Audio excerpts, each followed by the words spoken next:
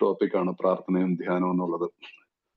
ഇതിനെക്കുറിച്ച് ആരാണ് പ്രാർത്ഥനയും ധ്യാനത്തെക്കുറിച്ച് ചർച്ച ചെയ്യുന്നതെന്ന് ഓർക്കണം. അമിത മദ്യാസക്തരായിട്ട് എല്ലാം എല്ലാം നഷ്ടപ്പെടുത്തി യാതൊരുവിധ ഒരു നേരായ മാർഗത്തിൽ കൂടി സഞ്ചരിക്കാതെ, അത് നമ്മളുടെ ആരുടെയും കുറ്റമൊന്നും അല്ലായിരുന്നു. അത് മദ്യത്തിന്റെ നീരാളിപ്പിടുത്തത്തിൽ വന്നപ്പോൾ നമ്മൾ അങ്ങനെ ആയിപ്പോയതാണ്. അതിനുശേഷം ഒരു തിരിച്ചുവരവും ഇല്ലാത്ത ഒരവസ്ഥയാണല്ലോ. അതാണല്ലോ മെഡിക്കൽ സയൻസും മതവും എല്ലാം പരാജയപ്പെട്ടെടുത്ത് ഈ കൂട്ടായ്മ വിജയകരമായി പോകുന്നു. അപ്പൊ നമ്മൾ ഈ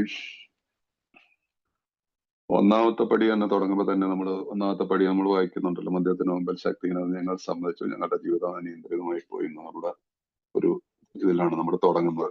നമ്മുടെ പടി അത് ബിലി വിൽസൺ എന്ന വ്യക്തിയിൽ കൂടിയുള്ള ഒരു ദൈവികമായിട്ടുള്ള ഇടപെടൽ കൂടി നമ്മളിലേക്കൊക്കെ പകർന്നു തന്നപ്പെട്ടതാണ്. പക്ഷെ നമ്മൾ പലപ്പോഴും ഈ ഒന്നാമത്തെ പടി ഇങ്ങനെ വായിച്ചു പോകുമ്പോൾ മദ്യത്തിന് നമ്മൾ സമ്മതിച്ചു, ഞങ്ങളുടെ ജീവിതം ഇത് രണ്ട് കാര്യങ്ങൾ നമ്മൾ ഇതിനകത്ത് പറയുന്നുണ്ട്. അപ്പൊ അതിനകത്ത് ആ 12 പടികളും 12 പാരമ്പര്യങ്ങളും എന്നുള്ള ബുക്ക് നിങ്ങൾ നോക്കുകയാണെങ്കിൽ അതിനകത്ത് ആ തുടങ്ങുമ്പോൾ തന്നെ ആ ഒന്നാമത്തെ പടിയുടെ ഫസ്റ്റ് വാക്ക് തന്നെ പരിപൂർണ പരാജയം സമ്മതിക്കാൻ ആര് തയ്യാറാവും എന്നുള്ളൊരു ചോദ്യത്തോടു കൂടിയാണ് തുടങ്ങുന്നത്. നമ്മളെല്ലാം ആരും തയ്യാറാവാത്തൊരു കാര്യമാണ്, മനസ്സിലായില്ലേ? അത് ആരും തയ്യാറാവില്ല. കാരണം നമ്മളുടെ ജീവിതത്തിൽ നിന്ന് ഈ ഈശ്വരൻ എന്നുള്ള അല്ലെങ്കിൽ ഇത് നമ്മളിൽ നിന്ന് ഒരുപാട് ദൂരെ പോയിരിക്കുന്നു. പക്ഷെ ഇവിടെ ഇതൊന്നും നമ്മളോട് ചോദിക്കാതെ ആവശ്യപ്പെടാതെയാണ് നമ്മളൊരു പരിപൂർണ പരാജയം. പക്ഷെ അതിന്റെ നേരെ ഓപ്പോസിറ്റിലേക്ക് വന്നു കഴിഞ്ഞാൽ നമ്മൾ ആരുടെ മുമ്പിലാണ് ഈ പരാജയം സമ്മതിക്കുന്നത്? അത് സ്വയം നമ്മൾ ഓരോരുത്തരും വിലയിരുത്തി കഴിയുമ്പോൾ നമുക്ക് മനസ്സിലാവും, അല്ലേ? നമ്മുടെ ഉള്ളിൽ നിന്നൊരു വിളി എപ്പോഴും ഉണ്ടായിട്ടുണ്ട്, ദൈവമേ എന്നുള്ളൊരു വിളി വരുന്നുണ്ട്. ഒന്നാമത്തെ പടിയിൽ അതെങ്ങും കാര്യമായിട്ട് സൂചിപ്പിച്ചിട്ടില്ലെങ്കിലും നമ്മൾ അതിനെ ഡീപ്പായിട്ട് സ്റ്റഡി ചെയ്ത് കഴിയുമ്പോൾ, അല്ലെങ്കിൽ ഇതിനെ അതുകൊണ്ടാണ് ഈ ഒന്നാമത്തെ പടിയെ 100% സ്റ്റെപ്പ് എന്ന് പറയാറില്ലേ. 100% തികച്ചും പ്രാക്ടീസ് ചെയ്യുന്ന ഒരു പടിയിൽ വരുമ്പോൾ അതിന്റെ അന്തരാർത്ഥത്തിലേക്ക് വരുമ്പോൾ നമ്മുടെ ഉള്ളിൽ നിന്നുള്ളൊരു വിളിയിൽ നിന്നാണ് ദൈവമേ എന്നുള്ളൊരു വിളി വരുന്നുണ്ടെന്നുള്ളത് എല്ലാവരും സമ്മതിക്കും. ഒരു വിശ്വാസം ഇല്ലാത്തവരും നിരീശ്വരവാദികളായിക്കോട്ടെ, അജ്ഞേയവാദികളായിക്കോട്ടെ, ഏത് തരത്തിലുള്ള ആളുകളാണെങ്കിലും ഒന്നാമത്തെ പടിയെക്കുറിച്ച് ഒരു 5ാമത്തെ പടി കഴിയുമ്പോൾ അദ്ദേഹത്തിന്റെ അനുഭവത്തിന്റെ വെളിച്ചത്തിൽ അദ്ദേഹം സംസാരിക്കുമ്പോൾ അദ്ദേഹത്തിന്റെ ഉള്ളിൽ നിന്ന് ആക്ച്വലി ഞാൻ ആരുടെ മുമ്പിലാണ് സറണ്ടർ ചെയ്തതെന്നുള്ളത് നമുക്ക് മനസ്സിലാവും. കാരണം ഈ പരിപൂർണമായിട്ടുള്ള പരാജയം നമ്മൾ സമ്മതിക്കുന്നത്, നമ്മൾ സാധാരണ പറയും, നമ്മൾ അങ്ങ് സമ്മതിക്കുന്നു. I admitted I M powerless or alcohol, ഞാൻ സമ്മതിക്കുന്നു, തുറന്ന് സമ്മതിക്കുന്നു. പക്ഷെ അവിടെ ഒരു ഒബ്ജക്റ്റ് ഉണ്ടല്ലേ, ഒരു വസ്തു, അല്ലെങ്കിൽ നമ്മുടെ ഉള്ളിലുള്ള ഭാവനയിലുള്ള ഒരു രൂപം, വാട്ടെവർ, അത് ഏതായാലും അതിന്റെ മുമ്പിൽ തന്നെയല്ലേ അതിനകത്ത് യാതൊരു സംശയമില്ലാതെ എനിക്ക് തോന്നുന്നത്. ആർക്കും സംശയം വരാതിരിക്കാമല്ലേ ഇങ്ങനെ ചിന്തിച്ചു കഴിയുമ്പോൾ. അത് എനിക്കൊന്നും ആദ്യകാലങ്ങളിലൊന്നും എനിക്കും മനസ്സിലായിട്ടില്ല. ഞാൻ വായിച്ചു പഠിച്ചു പോയി. ഒന്നതിന് മുമ്പ് ശക്തി നിങ്ങൾ തുറന്ന് സമ്മതിച്ചു എന്നുള്ള ആ ഒരു രീതിയിൽ അങ്ങ് പോയി. അപ്പൊ അത് ഈ പലപ്പോഴും ചില വ്യക്തികളിൽ നിങ്ങൾക്ക് അറിയാവുന്ന ഒരു കൂട്ടത്തിൽ എന്റെ ചില സുഹൃത്തുക്കൾ എയിൽ വന്ന ഫസ്റ്റ് മീറ്റിങ്ങിന് ശേഷം അടുത്ത ദിവസം മുതൽ കൂടി നിർത്തിയവരുണ്ട്. നെക്സ്റ്റ് മീറ്റിംഗ് ഞങ്ങൾ ഏതാനും ദിവസത്തെ വ്യത്യാസം ഉണ്ടായിരുന്നുള്ളൂ. ഞാൻ വന്നൊരു 10-20 ദിവസം കഴിഞ്ഞിട്ടായിരുന്നു അതേ എയിൽ വന്നത്. എന്ന് പറഞ്ഞാൽ ഞാൻ റിക്കവറിയിൽ വന്നതിന് ശേഷം, ഞാൻ എയിൽ വന്നിട്ട് 3-4 മാസം ഞാൻ പരീക്ഷണങ്ങൾ നടത്തിയ ആളാണ്. കാരണം എന്റെ ഉള്ളില് ആ ഉൾവിളി ഉണ്ടായില്ല. എന്റെ ഉള്ളിൽ നിന്നൊരു പൂർണ്ണമായ രീതിയിലുള്ള സറണ്ടർ ഉണ്ടായില്ല. എന്റെ ഉള്ളിൽ എനിക്ക് സാധിക്കും, എനിക്ക് ഇതിന്റെ ആവശ്യമില്ല എന്നുള്ള ആ ഒരു പിടുത്തത്തിൽ ഞാൻ കുടുങ്ങിക്കിടന്നു. അതുകൊണ്ട് എന്ത് പറ്റി, ഞാൻ 4 മാസം സ്ട്രഗിൾ ചെയ്തു. വീണ്ടും കുടിച്ചു, വീണ്ടും വന്നു. പക്ഷെ വന്നുകൊണ്ടിരുന്നു. എന്തോ ഉള്ളില് ഒരു ദൈവാനുഗ്രഹം എന്ന് തന്നെ പറയും, വേറെ ഒന്നും പറയാനില്ല. ദൈവാനുഗ്രഹം കൊണ്ട് ഞാൻ വീണ്ടും വന്നു. ഇതിന്റെ ഞാൻ പറഞ്ഞു വന്നത്, അതിന് ശേഷം ഞാൻ റിക്കവറിയിൽ ഫെബ്രുവരി 4-ാം തീയതി വന്നു. അദ്ദേഹം ഫെബ്രുവരി 20-ാം തീയതി അദ്ദേഹം എയിൽ വരുന്നത്. ആ 20-ാം തീയതിക്ക് ശേഷം അദ്ദേഹം കുടിച്ചില്ല. അപ്പൊ ഓരോ വ്യക്തികളിലും വ്യത്യാസങ്ങളുണ്ടാവാം. പക്ഷെ ഞാൻ ഫെബ്രുവരി 4-ാം തീയതി എടുത്ത ആ സറണ്ടറും 20-ാം തീയതി 1-ാം ദിവസം തന്നെ എടുത്ത സറണ്ടറും ദാറ്റ് ഈസ് ദ സെയിം. അതിനകത്ത് യാതൊരു വ്യത്യാസമില്ല. അതിനകത്ത് എന്റെ ഉള്ളിൽ നിന്നും ഞാൻ ചെയ്തത് എന്താണ്, ഈ ഫെബ്രുവരി 4-ാം തീയതി ഞാൻ ചെയ്ത എന്നോട് പറഞ്ഞു കഴിഞ്ഞനുസരിച്ച് ഞാൻ ചെയ്തെന്നാണ്. God please help me, God. മനസ്സിലായില്ലേ? ഇതിനു മുമ്പ് ഞാൻ എനിക്ക് ചെറുപ്പത്തിൽ നല്ല ഇതൊക്കെ തന്നിട്ടാണ് എന്നെ വളർത്തിയത്. മനസ്സിലായില്ലേ? സൺഡേ സ്കൂള് കാര്യങ്ങളെല്ലാം, പള്ളി, റെഗുലർ ആയിട്ട് ചർച്ചിൽ പോകണം, എന്നും പ്രാർത്ഥിക്കണം. പക്ഷെ അതൊക്കെ ഒരു സമയം വരും. ആദ്യമൊക്കെ ഒരു ചിട്ടയോടുകൂടെ ആണെങ്കിലും നമ്മളുടേതായിട്ടുള്ള ഒരു സ്ഥലത്തേക്ക് മാറിക്കഴിഞ്ഞപ്പോ നമ്മളിപ്പോ 15 മാറാൻ തുടങ്ങി. ഒരു ടീനേജിന്റെ സമയത്ത് വരെയൊക്കെ എന്ന് പറഞ്ഞിട്ടുണ്ടെങ്കിൽ വൈകിട്ട് പ്രാർത്ഥിച്ചില്ലെങ്കിൽ ആഹാരം കിട്ടത്തില്ല. മനസ്സിലായില്ലേ? ചാപ്പാട് വിളമ്പണ പ്രശ്നമേ ഇല്ല അമ്മച്ചി. അപ്പൊ പ്രാർത്ഥിക്കാതിരിക്കാൻ പറ്റത്തില്ല. അപ്പൊ എനിക്കൊരു സിസ്റ്റർ ഉള്ള, ഞങ്ങൾ രണ്ടുപേരും പോയി പ്രാർത്ഥിച്ചിട്ട് വരും. ഞാൻ മനസ്സോടെ ആണെങ്കിലും പോയി ആ ഒരു രീതിയിലാണ് പ്രാർത്ഥനയെ കണ്ടിട്ടുള്ളത്. ചർച്ചകളിലാണെങ്കിലും സൺഡേകളിൽ പോകും. ആദ്യമൊക്കെ പോകുമ്പോ ഇങ്ങനെ രാവിലെ കുളിക്കുകയും റെഡിയാവും ഒക്കെ ചെയ്തിട്ട് പള്ളിയിൽ പോകണമല്ലോ. അതൊക്കെ ഒരു മടിയോട് കൂടിയാണ് പോയിരുന്നത്. ആദ്യമൊക്കെ ചിട്ടയോടുകൂടി ഭക്തിയിലും കൂടി, കാരണം ഒന്നും കൈപിടിച്ച് നടത്തിയിരുന്നു. അതാണ് അതിന്റെ ശരിയായിട്ട്. എന്നെ കൈപിടിച്ച് നടത്തിയ കാലത്ത് ഞാൻ നന്നായിട്ട് ജീവിച്ചു. ഞാൻ എന്റെ മാതാപിതാക്കളുടെ കയ്യിൽ നിന്ന് വിട്ടിട്ട് ഞാൻ സഞ്ചരിക്കാൻ തുടങ്ങി. അന്ന് മുതൽ എന്നിൽ മാറ്റങ്ങളുണ്ടായി. തെറ്റുകളിലേക്ക് പോയി. കാരണം ഞാൻ അവിടെ കാരണം പള്ളിയിൽ പോകുമ്പോ അന്നൊക്കെ 5 വയസ്സും 10 വയസ്സൊക്കെ ഉള്ള കാലം. ഞാൻ പള്ളിയിലൊക്കെ പോകുമ്പോ 2 വയസ്സും 3 വയസ്സൊക്കെ ഉള്ള കാലം. 5 വയസ്സൊക്കെയാണ് അന്ന്. 5 വയസ്സോ 10 വയസ്സൊക്കെയാണ് പള്ളിയിൽ പോകാൻ. പള്ളിയിൽ വണ്ണാരത്തിലിടാൻ കാണിക്കിടുക എന്നൊക്കെ പറയും ഞങ്ങളുടെ ഇതിനകത്ത്. എല്ലാ ഒരുവിധമുള്ള ചർച്ചിലൊക്കെ ഉണ്ടെന്ന്. അപ്പൊ ആദ്യമൊക്കെ അത് കൃത്യമായിട്ട് ഇടുമായിരുന്നു. പിന്നീട് മനസ്സിലായി ഇട്ടില്ലല്ലോ, അതിന് മുട്ടായി മേടിച്ചിട്ടാന്ന് മനസ്സിലായി. ആദ്യമൊക്കെ ഒരു ഭയം ഉണ്ടായിരുന്നു. ചിലപ്പോ എന്നോട് പറഞ്ഞിട്ടുണ്ട്, ഇതൊക്കെ പള്ളിയിൽ തന്നെ ഇട്ടണല്ലേ നിന്റെ, അത് ഇങ്ങനെ പറ്റുമെന്നൊക്കെ പറഞ്ഞിട്ട്. അതിനൊന്നും ഒരു പ്രാവശ്യം 2 പ്രാവശ്യം നമ്മളത് ഒഴിവാക്കി കഴിഞ്ഞപ്പോ നമുക്ക് മനസ്സിലായി കളവുകൾ ചെയ്ത് കഴിഞ്ഞാൽ ആരൊന്നും പിടിക്കാനൊന്നും പോകില്ല എന്നുള്ളത് മനസ്സിലായി. അതുകൊണ്ട് ശിക്ഷയും വരില്ല എന്നൊക്കെയുള്ള ഒരു ധാരണകൾ നമ്മുടെ മനസ്സിലേക്ക് ചെറുപ്പത്തിലെ മുതൽ ഇങ്ങനെ ടീനേജിൽ, അതാണ് നമ്മുടെ ഈ 4th സ്റ്റെപ്പ് ചെയ്യുമ്പോൾ നമുക്ക് ഇതിൽ നിന്നൊക്കെ തെളിഞ്ഞു വരുന്നത്. നമ്മുടെ ഭൂതകാലത്തിന്റെ ഓരോ കാര്യങ്ങളും നമ്മൾ കൃത്യമായിട്ട് കണക്കെടുക്കണം എന്ന് പറയുമ്പോൾ കണക്കെടുക്കുമ്പോൾ ഇതെല്ലാം വരും. അപ്പൊ ഇവിടെ ഞാൻ തുടങ്ങിയെടുത്ത് തരാം. ഒന്നാമത്തെ പടിയിൽ തന്നെ നമുക്ക് നമ്മുടെ ഉള്ളിന്റെ ഉള്ളില് ഒരു ദൈവമേ എന്നുള്ളൊരു ഈശ്വരൻ, അവരവരുടെ ഏത് മതത്തിലുള്ളവരായിക്കോട്ടെ, ഭഗവാനെ എന്നുള്ളൊരു വിളി വരും. അത് അറിയാതെ തന്നെ സംഭവിക്കുന്നുണ്ട്. പക്ഷെ നമ്മളുടെ ഈ പടികളുടെ ബുക്കുകളിൽ എഴുതുമ്പോൾ ഇതിനൊന്നും കാര്യമായിട്ട് അതിനെക്കുറിച്ച് പറയുന്നില്ല, കൃത്യമായിട്ട് അങ്ങനെ ഒരു വ്യാഖ്യാനം പറയുന്നില്ല. പക്ഷെ ഇത് പ്രാക്ടീസ് ചെയ്ത് അവരുടെ ജീവിതത്തിൽ എല്ലാം സംഭവിച്ചിട്ടുണ്ടെന്നുള്ളത് നമുക്ക് മനസ്സിലാവും. അത് എന്നെ നമുക്ക് ഈ ബില്ലിന്റെ കഥയിലും, ബിൽ വിൽസണും അദ്ദേഹത്തിന്റെ ജീവിതത്തിലും അത് തന്നെ സംഭവിച്ചിട്ടുണ്ട്. അദ്ദേഹം ബില്ലിന്റെ കഥയിൽ നമ്മൾ വായിക്കുമ്പോ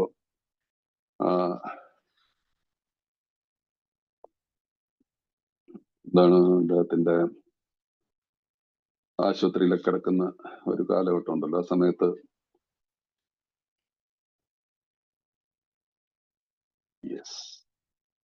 അദ്ദേഹത്തിന്റെ മുമ്പിലേക്ക് ആശുപത്രിയിൽ കിടക്കുന്നതിന് മുമ്പ് അദ്ദേഹം കുടിച്ചിട്ട് ഇരിക്കുന്ന ഒരു സമയത്ത് അദ്ദേഹത്തിന്റെ സുഹൃത്ത് വന്നിട്ട് ആ സുഹൃത്ത് പറയുന്നുണ്ടല്ലോ, ആ സുഹൃത്തിലുണ്ടായ മാറ്റം നമ്മൾ മുമ്പൊക്കെ ചർച്ച ചെയ്തിട്ടുള്ളതാണ്, നമ്മൾ സ്റ്റഡിയിൽ നന്നായിട്ട് മനസ്സിലാക്കിയിട്ടുള്ളതാണ്.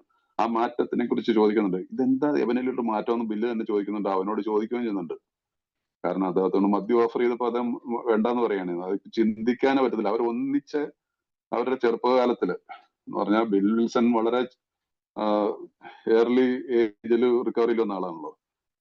അപ്പൊ അവരുടെ ഒരു ടീനേജ് കാലം മുതൽ 18, 20, 21, 22, 23 വയസ്സൊക്കെ ഒന്നിച്ച മദ്യപിച്ചിരുന്ന ആ വ്യക്തി പറയാണ്, എനിക്ക് മതമുണ്ട്, എനിക്കിന്നൊരു വിശ്വാസത്തിൽ ഞാൻ ജീവിക്കുന്നു എന്നുള്ളത്.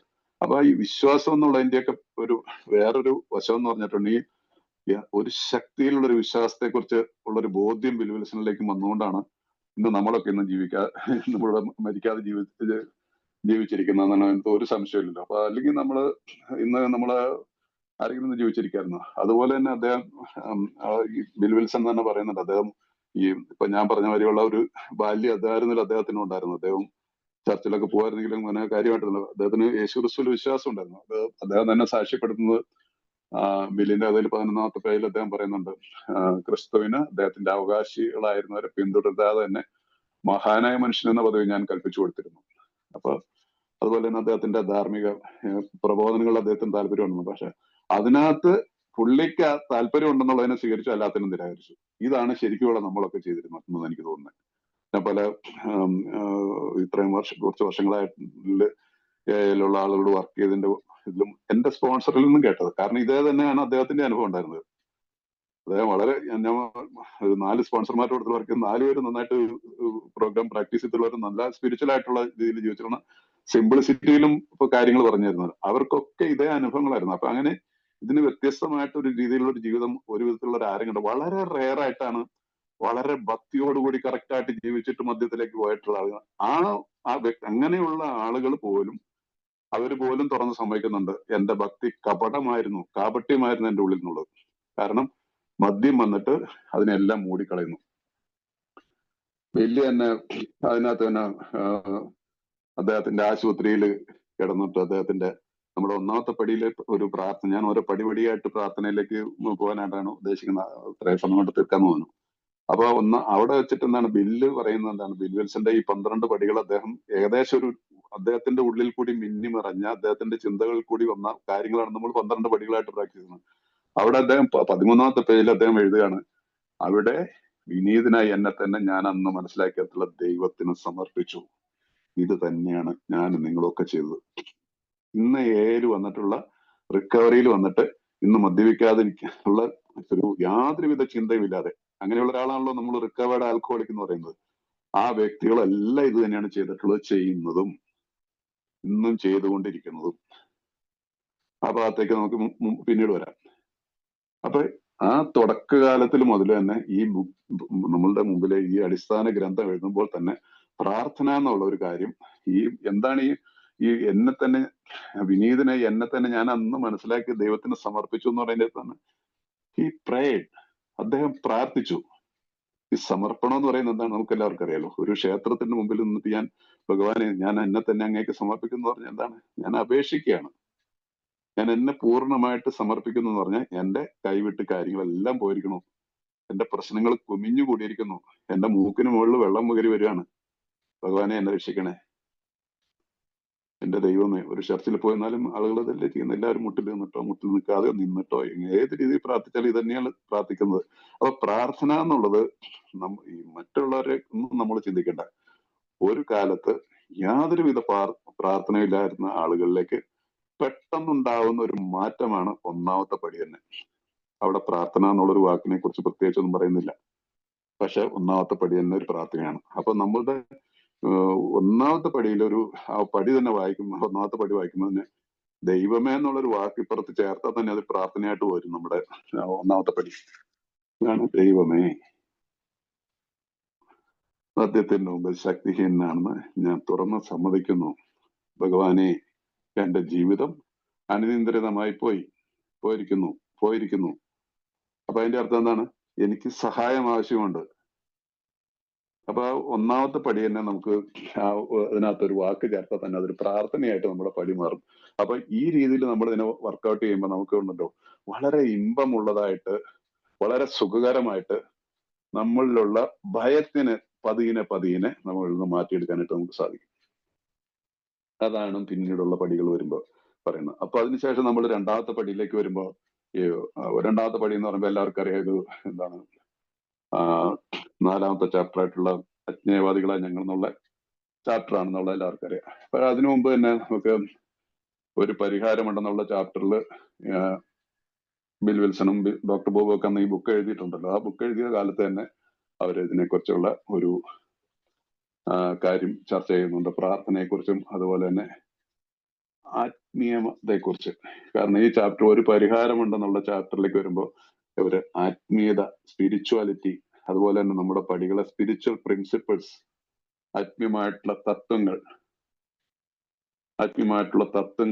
എന്നൊക്കെ പറഞ്ഞിട്ട് നമ്മളിലേക്ക്, കാരണം അതാണ് ഇതൊരു വളരെ ഇത് വർക്ക് ചെയ്ത് കഴിഞ്ഞാൽ, ഞാൻ നിങ്ങളോടൊക്കെ അപേക്ഷിച്ച് പറഞ്ഞ നല്ലൊരു സ്പോൺസറോടൊപ്പം നിങ്ങൾ ഈ പ്രോഗ്രാം പ്രാക്ടീസ് ചെയ്യണം. മനസ്സിലായില്ലേ? വളരെ നമ്മളുടെ ജീവിതത്തിനകത്ത് മാറ്റങ്ങൾ ഗ്യാരണ്ടീഡ് ആണ്, ഉറപ്പായിട്ടും വരും. അതിന് നമ്മുടെ പരാജയപ്പെട്ടുള്ള ചരിത്രമില്ല. കയറ്റി ഇറക്കങ്ങളും ദുഃഖങ്ങളും പ്രശ്നങ്ങളും ഒക്കെ ജീവിതത്തിലുണ്ടാകും. പക്ഷെ എന്ത് പ്രശ്നത്തിനും നേരിടാനുള്ള ഒരു ശക്തിയും, അല്ലെങ്കിൽ അന്നേരം നമുക്ക് നേരെ കൈ നീട്ടാനായിട്ടുള്ള ഒരു ദൈവത്തിന്റെ ശക്തി നമ്മുടെ നേരെ ഉണ്ടാവും എന്നുള്ള കാര്യത്തിന് യാതൊരു അതിനകത്ത് സംശയിക്കേണ്ട ആവശ്യമില്ല. അപ്പൊ ഇവിടെ ഈ ആത്മീയമായിട്ടുള്ള അനുഭവത്തെ കുറിച്ച് ഒരു പരിഹാരമുണ്ടെന്നുള്ള ചാപ്റ്റർ പറയുന്നുണ്ട്. അദ്ദേഹം അതിനകത്ത് ഇംഗ്ലീഷിലെ വാക്ക് 4th dimension of existence എന്നാണ്. ഞങ്ങൾക്ക് ഒരിക്കലും സ്വപ്നം കാണാൻ കഴിയാവുന്ന ഒരു പുതിയ ജീവിതത്തിലേക്ക് ഞങ്ങളെ ഒരു ആ ഫോർത്ത് ഡയമെൻഷൻ ഓഫ് എക്സിസ്റ്റൻസ് എന്ന് പറയുന്നത് എന്നെ സുബോധവാനാക്കുവാൻ, ഞങ്ങളെ സുബോധമാക്കാൻ എന്നേക്കാൾ വലിയ, ഞങ്ങളെക്കാൾ വലിയ ഒരു ശക്തിക്ക് മാത്രമേ കഴിയുമെന്ന് വിശ്വസിക്കാൻ തുടങ്ങുന്ന അപ്പൊ ഒന്നാമത്തേൽ നിന്ന് രണ്ടാമത്തേലേക്ക് കയറുമ്പോൾ ആ പ്രാർത്ഥനയുടെ മുമ്പോട്ടുള്ള വഴിയിൽ നമ്മൾ ഒരു പുതിയ തലത്തിലേക്ക് നമ്മൾ മാറും. നമ്മുടെ ജീവിതം മാറിയിരിക്കും സത്യസന്ധത ഉണ്ടെങ്കിൽ. കാരണം നമ്മളോട് തുടക്കത്തിലേ പറഞ്ഞിട്ടുണ്ട്, നമുക്ക് വേണ്ടത് എന്താണ്? സത്യസന്ധതയാണ്. ആ രീതിയിൽ പോയിട്ടുണ്ടെങ്കിൽ അങ്ങനെ പോകുമ്പോൾ തന്നെ ഫലപ്രദവുമായ ആത്മീയ അനുഭവങ്ങൾ ഉണ്ടായി. പ്രാർത്ഥനയുടെ ഫലമാണിത്. അത് പ്രാർത്ഥന തന്നെയാണ്. അപ്പൊ വെറുതെ നമ്മളിരുന്ന ഈ ഫോർത്ത് ഡയമെൻഷൻ ഓഫ് എക്സിസ്റ്റൻസ് എന്ന് പറയുന്ന എന്താണ് പ്രസൻസ് ഓഫ് ഗോഡ് എന്ന് പറഞ്ഞ ദൈവ സാന്നിധ്യം നമുക്ക് ഉണ്ടാവോ? ഉണ്ടാവില്ല. ഇപ്പൊ കോൺസ്റ്റന്റ് ആയിട്ട്. അപ്പൊ അതുകൊണ്ടാണ് ഈ ഒന്നാമത്തെ പടിയിലേക്ക് എത്തുമ്പോൾ ഒരു ന്യൂ കമർ ഒരു ഒരു മാർഗദർശിയായിട്ട്, ഒരു സ്പോൺസർ എന്നുള്ള രീതിയിൽ ഒരാളോട് സംസാരിക്കാൻ തുടങ്ങുമ്പോൾ ഇതെങ്ങനെ ഞാൻ മുമ്പോട്ട് പോകണം, ഈ പടികൾ ഞാൻ എങ്ങനെ പ്രാക്ടീസ് ചെയ്യണം എന്നുള്ള ഒരു ചോദ്യത്തിനുള്ള എല്ലാ സ്പോൺസർമാരും, പ്രോഗ്രാം ചെയ്തിട്ടുള്ള സ്പോൺസർമാർ പറയുന്നത് എന്താണ്? ആരും പറയത്തില്ല നിങ്ങൾ മീറ്റിങ്ങിന് വന്നുകൊണ്ടിരിക്കുക അതിട്ട് എപ്പോഴെങ്കിലും സൗകര്യം പോലെ മദ്യപിക്കണമല്ലോ, അല്ലെങ്കിൽ ഒരു വർഷം അല്ലെങ്കിൽ 6 മാസം കഴിഞ്ഞിട്ടൊക്കെ പഠിക്കണം. നോ, അത് തെറ്റാണ്. അങ്ങനെ ഒരിക്കലും പറയരുത്. എന്റെ സഹോദരൻ, എന്റെ അനിയ, ഞാൻ ചെയ്തതാണ്. എന്റെ സുഹൃത്തെ, എന്റെ സ്പോൺസർ എന്നോട് പറഞ്ഞു, ഒരു ചിട്ടയോട് കൂടിയിട്ടുള്ള ജീവിതം ആരംഭിക്കുക. ഓരോ ദിവസവും ഇപ്പൊ നമ്മൾ ഒന്നാമത്തെ പടി പറഞ്ഞില്ലേ, സമർപ്പണം, സറണ്ടർ. ഒരു ശക്തിയുടെ മുമ്പിലേക്ക്. നിന്റെ ഉള്ളിൽ വിശ്വാസിയാണോ? വിശ്വാസിയാണെങ്കിൽ വളരെ ഈസി. ഓക്കെ, പിന്നെ സംശയിക്കേണ്ട, ഗുരുവായൂരപ്പ, ഭഗവാനെ, ശബരിമല അയ്യപ്പ എന്നെ സഹായിക്കണേ, വെള്ളാങ്കണ്ണി മാതാവേ, യേശുവേ, അവരവരുടെ ധാരണയിലുള്ള ദൈവത്തെ വിളിച്ചുകൊണ്ട് ഓരോ ദിവസത്തും ചിട്ടയോടുകൂടിയുള്ള പ്രാർത്ഥന ആരംഭിക്കാനാണ് സാധാരണ നല്ല സ്പോൺസർമാർ പറയുള്ളൂ. നല്ല സ്പോൺസർ എന്ന് എല്ലാ സ്പോൺസർമാരും നല്ലത് തന്നെയാണ്. പ്രോഗ്രാം പ്രാക്ടീസ് ചെയ്തിട്ടുള്ളവരാണ് എന്ന് പറയും. ഒരു ഡിസിപ്ലിൻഡ് ലൈഫ് അത് റെഗുലർ ആയിട്ട് ചെയ്യുക. നമുക്ക് അതിന് കുറച്ച് ദിവസം കഴിയുമ്പോൾ നമുക്ക് അതിനെ കുറിച്ച് വീണ്ടും ചർച്ചയ്ക്ക് വെക്കാം. അത് ആ വ്യക്തിയിൽ വളരെ നല്ലൊരു മാറ്റം ഉണ്ടാക്കുക. ഒരിക്കലും പറഞ്ഞു കൊടുക്കരുത്, നിങ്ങൾ മീറ്റിങ്ങിന് വന്നുകൊണ്ടിരിക്കുക, അത് കഴിഞ്ഞിട്ട് കുറച്ച് ദിവസം കഴിയുമ്പോൾ നമുക്ക് സംസാരിക്കുക. ആ ഒരു ഇതേ പറയാൻ പാടുള്ളൂ. പ്രോഗ്രാം പ്രാക്ടീസ് ചെയ്യാത്തവർ പറഞ്ഞു കൊടുക്കുന്നുണ്ട്. അതുകൊണ്ടാണ് ഇനി പറയുന്നത്. എനിക്ക് അതിനകത്ത് തുറന്നു പറഞ്ഞ അതിനകത്ത് ഭയമൊന്നുമില്ല. അങ്ങനെ പറഞ്ഞു കൊടുക്കുന്ന ആളുകളുണ്ട്. ഒരിക്കലും പറഞ്ഞു കൊടുക്കരുത്. ഒരു ദിവസമായിട്ടും പറഞ്ഞു, നാളെ രാവിലെ എണീറ്റിട്ട് ദൈവത്തിന് നന്ദി പറയേ, ഇന്ന് ഞാൻ എണീറ്റിരിക്കുന്നു. ഏറ്റവും നല്ല പ്രാർത്ഥന നമ്മുടെ ഡെയിലി റിഫ്ലക്ഷൻ ഒരു ദിവസം ഉണ്ട്. ഏറ്റവും നല്ല പ്രാർത്ഥന thank God I am alive. ഏറ്റവും നല്ല ലളിതമായിട്ടുള്ള പ്രാർത്ഥനയാണ്, ദൈവമേ ഇന്നത്തെ ദിവസം ഞാൻ ജീവിച്ചിരിക്കുന്നു. അത് ഉള്ളിൽ നിന്ന് പ്രാർത്ഥിച്ച് അത് വലിയൊരു ട്രാൻസ്ഫർമേഷൻ ആ വ്യക്തിയിൽ ഉണ്ടാവും. എന്ന് പറഞ്ഞ പോലെ നമ്മളൊരു തുടക്കക്കാരനോടും ഇത് തന്നെയാണ് ചെയ്യേണ്ടത്. നമ്മൾ ഇത് തന്നെയാണ്. അതെന്താണ്? റെഗുലർലി ചെയ്യണം. അതാണ് ഈ ഡിസിപ്ലിൻഡ് ലൈഫ്. ആ ഡിസിപ്ലിൻഡ് ലൈഫില് ഇത് ഏറ്റവും ചെറുതും ഏറ്റവും വലുതുമാണ് ഈ പ്രാർത്ഥന. ഇതൊരു കംപ്ലീറ്റ് ആയിട്ടുള്ളൊരു, ഇറ്റ്സ് കംപ്ലീറ്റ്, പൂർണ്ണമാണ് ഈ പ്രാർത്ഥന. പ്രാർത്ഥനാ ജീവിതം, പ്രാർത്ഥനയോടുകൂടി ആരംഭിക്കുന്ന ദിവസം, പ്രാർത്ഥനയോടുകൂടി അവസാനിപ്പിക്കുന്ന ദിവസം, അത് പൂർണ്ണമായിരിക്കും. സോ അപ്പൊ അതുകൊണ്ട് അങ്ങനെ വരുമ്പോഴാണ് നമ്മളുടെ ഈ രീതിയിലുള്ള ജീവിതത്തിൽ വരുമ്പോൾ ബിൽ വിൽസൺ തന്നെ എഴുതുകയാണ്, അത്ഭുതകരമായ രീതിയിൽ ഞങ്ങളുടെ ഹൃദയത്തിലും ജീവിതത്തിലും സൃഷ്ടാവായ ദൈവം കടന്നു വന്നു എന്ന പരിപൂർണ ബോധ്യമാണ് ഞങ്ങളുടെ ഇന്നത്തെ ജീവിതത്തിലെ ഏറ്റവും കാതലായ സത്യം. ഒരു കാലത്ത് ഞങ്ങൾക്ക് തനിയെ നേടിയെടുക്കാൻ കഴിയായിരുന്ന കാര്യങ്ങൾ ദൈവം സാധിച്ചു തരാൻ തുടങ്ങിയിരിക്കുന്നു. ഇത് തുടക്കത്തിലെ പറയാണ്. രണ്ടാമത്തെ പടിയിലേക്ക് പോലും എത്തിയിട്ടില്ല. നമ്മൾ 9ാമത്തെ പടി വാഗ്ദാനം വരുന്ന അത് ഇപ്പോഴേ പറയാണ്. ഇപ്പോഴേ ഇതിനകത്ത് കാണാം. മനസ്സിലായില്ലേ? അപ്പൊ ഇത് നമ്മുടെ വാഗ്ദാനങ്ങൾ suddenly realise that God is doing four us what we could. ഞങ്ങൾക്ക് ചെയ്യാൻ കഴിയുന്ന ദൈവം പെട്ടെന്ന് നടത്തിവരും. നമുക്ക് ഒന്ന് ആലോചിച്ച് നോക്കി. ഇത് ഇപ്പോഴേ ഇവിടെ എഴുതി വെച്ചിട്ടുണ്ട്. അപ്പൊ ഈ രീതിയിൽ നമ്മൾ ഈ ബുക്ക് സ്റ്റഡി ചെയ്ത് പോയി കഴിഞ്ഞു കഴിഞ്ഞാൽ നമുക്ക് വളരെ നല്ല രീതിയിൽ ഈ പ്രാർത്ഥനാ ജീവിതത്തെ വളർത്തിക്കൊണ്ടുപോകുക. പ്രാർത്ഥനാ ജീവിതം ഇല്ലാതെ നമുക്കൊരു ജീവിതത്തെ കുറിച്ച് ചിന്തിക്കരുത്. മനസ്സിലായില്ലേ?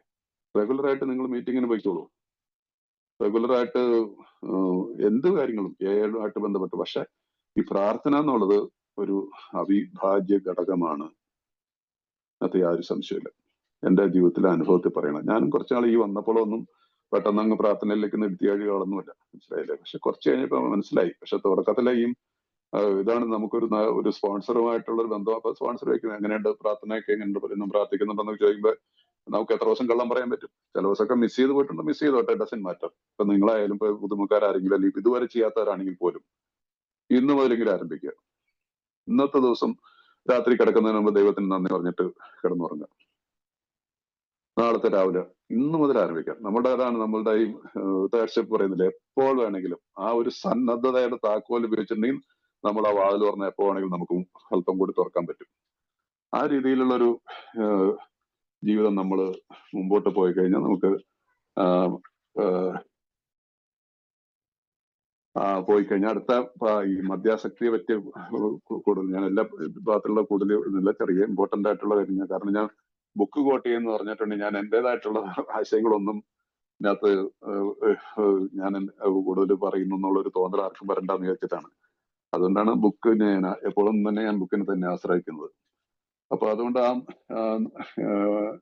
മദ്യാസക്തിയെ പറ്റി കൂടുതൽ കാര്യങ്ങൾ ആ ചാപ്റ്റർ അവസാനിക്കുന്ന ഭാഗത്ത് എഴുതി വെച്ചിരിക്കുന്ന ഒരു കാര്യമുണ്ട്. അത് വളരെ നല്ല ഇതാണ്. ഒന്നാമത്തെ പടിയുടെ ഒരു റിസൾട്ട് പോലെയാണ്. ആദ്യത്തെ കുടിയുടെ കാര്യത്തിൽ അമിത മദ്യപാനത്തിലേക്ക് ചില സമയങ്ങൾ ചെറുത്ത് നിൽപ്പിന് യാതൊരു മാനസികമായ ബാധയില്ല. വളരെ വിരളമായ അപകടങ്ങൾ ഒഴിക്കാൻ അയാൾക്ക് മറ്റാർക്കും എന്തെങ്കിലും ഉപാധി ഉണ്ടാകുന്ന സാധ്യമല്ല. അയാൾക്ക് ചെറുത്ത് നിൽക്കാനുള്ള ശക്തി ദൈവത്തിൽ നിന്ന് തന്നെ വരണം. ദൈവത്തിൽ നിന്ന് തന്നെ. എങ്ങനെ വരും? ഇന്ന് വരെ ചരിത്രത്തിലില്ല ഒരു റിലാപ്സ്, ഒരു സ്ലിപ്പ് ആവുന്ന ഒരു വ്യക്തി പ്രാർത്ഥിച്ചതിന് ശേഷം കുടിച്ച ചരിത്രമേ ഇല്ല. ഒരു സ്ഥലത്തും പറഞ്ഞു കേട്ടിട്ടില്ല ഞാൻ റിലാപ്സ് ആവുന്നതിന് മുമ്പ് ഞാൻ പ്രാർത്ഥിച്ചിട്ടാണ് ഞാൻ കുടിച്ചത്, ഇന്നും ഒരാരും പറഞ്ഞു കേട്ടിട്ടില്ല. സോ ഇവിടെ നമ്മളുടെ ഈ ചെറുത്തു നിൽപ്പിനുള്ള ശക്തി ഒരു പ്രാർത്ഥനയിൽ കൂടിയാണ് ദൈവമായിട്ടുള്ള ഒരു ബന്ധം ഉണ്ടാവുന്നത്. അപ്പൊ ഒന്നാമത്തെ പടിയിൽ തന്നെ നമുക്ക് ആ ബന്ധം ഉണ്ടായിട്ടുണ്ട്. ഈ പിന്നീടുള്ളപ്പോ മുമ്പോട്ടുള്ള യാത്രയിൽ ആ പ്രയാണത്തില് ഈ ബന്ധം, അത് മദ്യത്തിന്റെ കാര്യത്തിൽ മാത്രമല്ല, നമുക്ക് എന്താണ് ചിലപ്പോ ശ്വാസം മുട്ടുന്ന രീതിയിലുള്ള പ്രശ്നങ്ങൾ നമുക്ക് നേരിടേണ്ടി വരാം. ജോലി സ്ഥലത്തുണ്ടാവാം, കുടുംബത്തിലുണ്ടാവാം, രോഗങ്ങളുണ്ടാവാം. മനസ്സിലായല്ലേ? ഈ എന്റെ കാര്യത്തിൽ പറയുകയാണെങ്കിൽ ഞാൻ ഇതിന്റെ എല്ലാത്തിനും ഒരു കംപ്ലീറ്റ് പാക്കേജാണ്. ആദ്യകാലത്ത് വളരെ സ്ട്രഗിൾ ചെയ്തു. പിന്നീട് ഒരു എനിക്ക് എന്റെ ഏയുടെ ജീവിതത്തിൽ ഒരു 22-23 വർഷം വരെ പിന്നീടുള്ളത് പിന്നീട് വളരെ ഒരു ലാൻഡ് സ്ലൈഡ്. ഒരു 5 വർഷമായിട്ട് ഒരുപാട് സ്ട്രഗിൾ ചെയ്യുന്നുണ്ട്. ശാരീരികമായിട്ട് പ്രശ്നമുണ്ട്, ഫൈനാൻഷ്യൽ ക്രൈസിസ് ഉണ്ട്, ഒരു ഭാഗ്യത്തിന് റിലേഷൻഷിപ്പിൽ യാതൊരു പ്രശ്നമില്ല. മനസ്സിലായില്ലേ? അപ്പൊ അവിടെ എല്ലാം ഇന്ന് ഞാൻ നിങ്ങളുടെ മുമ്പിൽ ഇത്രയും ഇരുന്ന് സംസാരിക്കും. ഇപ്പൊ ഞാൻ പറഞ്ഞില്ല, ഞാനൊരു ബുക്ക് എടുത്ത് എന്നിട്ട് ഇത് ഓൺ ചെയ്ത് കഴിഞ്ഞാൽ പിന്നെ ഞാൻ ആള് ഉഷാറായി. ഞാൻ അതുവരെ തളർന്നിട്ടായിരുന്നു. ഞാൻ വേണോ വേണ്ട ഇന്ന് ഒഴിവാക്കിയാലെന്നൊക്കെ ഞാൻ 7 മണി വരെ ഞാൻ ആലോചിച്ച ഷിബുവിനെ വിളിച്ച് പറഞ്ഞാലും പറ്റും മാറ്റാൻ. പക്ഷേ ഇപ്പൊ ഞാൻ ആരോഗ്യവാന, പൂർണ്ണ ആരോഗ്യവാന. കാരണം എനിക്കറിയാം ഞാൻ എന്തെങ്കിലും പറയുന്നുണ്ട്. കാരണം അധികം ആളുകളൊന്നും ഇനി ഇല്ലാതെ എനിക്ക് അതൊരു ബോധ്യമുണ്ട്. അതിനെ ഞാൻ അക്സെപ്റ്റ് ചെയ്തതാണ്. അപ്പൊ എന്നെ കൊണ്ട് ആവുന്നിടത്തോളം കാലം ഈ ആൽക്കഹോളിക്സ് അനോണിമസിന്റെ ഈ പടികളെ കുറിച്ചും അതിന്റെ എന്റെ അനുഭവങ്ങളെയും ഈ ബുക്കിൽ നിന്നുള്ള ബുക്കിനെയാണ് കൂടുതൽ ഉദ്ധരിക്കാറുള്ളത്. ബിഗ് ബുക്കില് എന്താ എഴുതിയിരിക്കുന്നു? ഇവിടെ ഈ ഇതുവരെ അയാൾക്ക് ചെറുത്തു നിൽക്കാനുള്ള ശക്തി ദൈവത്തിൽ നിന്ന് വരണം. ദൈവത്തിൽ നിന്ന് എങ്ങനെ വെറുതെ ഇരുന്നാ വരുമോ? ഞാൻ പ്രാർത്ഥിക്കണം. അത് റെഗുലർ ആയിട്ട് പ്രാർത്ഥിച്ചു കഴിഞ്ഞാലാണ്. ഞാൻ വല്ലപ്പോഴും ചെന്നിട്ട് ഇവിടെ ഇരിക്കുന്നതിൽ രാജേഷ്, USA രാജേഷിന്റെ ഒച്ചയായിട്ടായിരുന്നു. രാജേഷ് എന്ന് പറഞ്ഞ വ്യക്തിയായിട്ട് എനിക്കൊരു ബന്ധം ഉണ്ടെങ്കിലാണ് എനിക്ക് രാജേഷിനെ വിളിച്ചിട്ട്, രാജേഷ് ഐ മീൻ പ്രോബ്ലം, എന്നോട് കുറച്ചു നേരം സംസാരിക്കണം, എനിക്ക് ഉറക്കം വരുന്നില്ല. രാജേഷ് എന്നെ കേൾക്കണമെങ്കിൽ എന്താണ്? We have A relationship. എനിക്ക് രാജേഷുമായിട്ടൊരു ബന്ധമുണ്ട്. അപ്പൊ രാജേഷ് യെസ് നമുക്ക് സംസാരിക്കാം, എന്താ പ്രശ്നം, നമുക്ക് സംസാരിക്കാം. അത്രയും ധാരാളമായി. മനസ്സിലായില്ലേ? അതൊരു വലിയൊരു കാര്യമാണ്. കാരണം ഒരു മദ്യപാനിയുടെ ജീവിതത്തിലെ ഏകാന്തത ഇന്നലെ ഇന്നത്തെ ആയിരുന്നു അല്ലേ? അല്ല, ഞാൻ വേറൊരു മീറ്റിംഗിൽ ആ ടോപ്പിക്കായിരുന്നു. ലോൺലിനെസ്, ഏകാന്തത നമ്മളെ കൊന്നു കളയുന്ന ഒരു സംഭവമാണ്, നശിപ്പിച്ചു കളയുന്ന ഒരു സാധനമാണ്. മദ്യത്തിലേക്ക് ഏറ്റവും എടുത്തുകൊണ്ടുപോകാനുള്ള കാരണം ഇമ്മീഡിയറ്റ്ലി ആയിട്ട് നമുക്ക് കിട്ടുന്ന ഒരു സുഹൃത്താണ് ഏകാന്തതയ്ക്കുള്ള പരിഹാരം മദ്യം. നമ്മുടെ അങ്ങനെയാണല്ലോ ജീവിതത്തിൽ ഇട്ടിട്ടുള്ളത്. ഒറ്റപ്പെട്ടു പോകുമ്പോഴും അല്ലെങ്കിൽ ഓരോരോ പ്രശ്നങ്ങൾ നേരിടുമ്പോൾ ആരോടും സംസാരിക്കാനോ അതിനൊന്നും തയ്യാറാവാതെ എന്താണ് ഡിപ്പെൻഡൻസി ഓൺ ആൽക്കഹോൾ. ഇവിടെ നേരെ വിരുദ്ധമായിട്ട് ദൈവമേ ഐ നീഡ് ഹെൽപ്പ്, എനിക്കൊരു സഹായമാണ്, എനിക്ക് ഒരാളോട് സംസാരിക്കണം. ഇതാണ് ആൽക്കഹോളിക്സ് അനോണിമസിന്റെ പ്രാർത്ഥനയിൽ കൂടി നമ്മൾ ജീവിച്ചാൽ നമുക്ക് കിട്ടുന്നത്.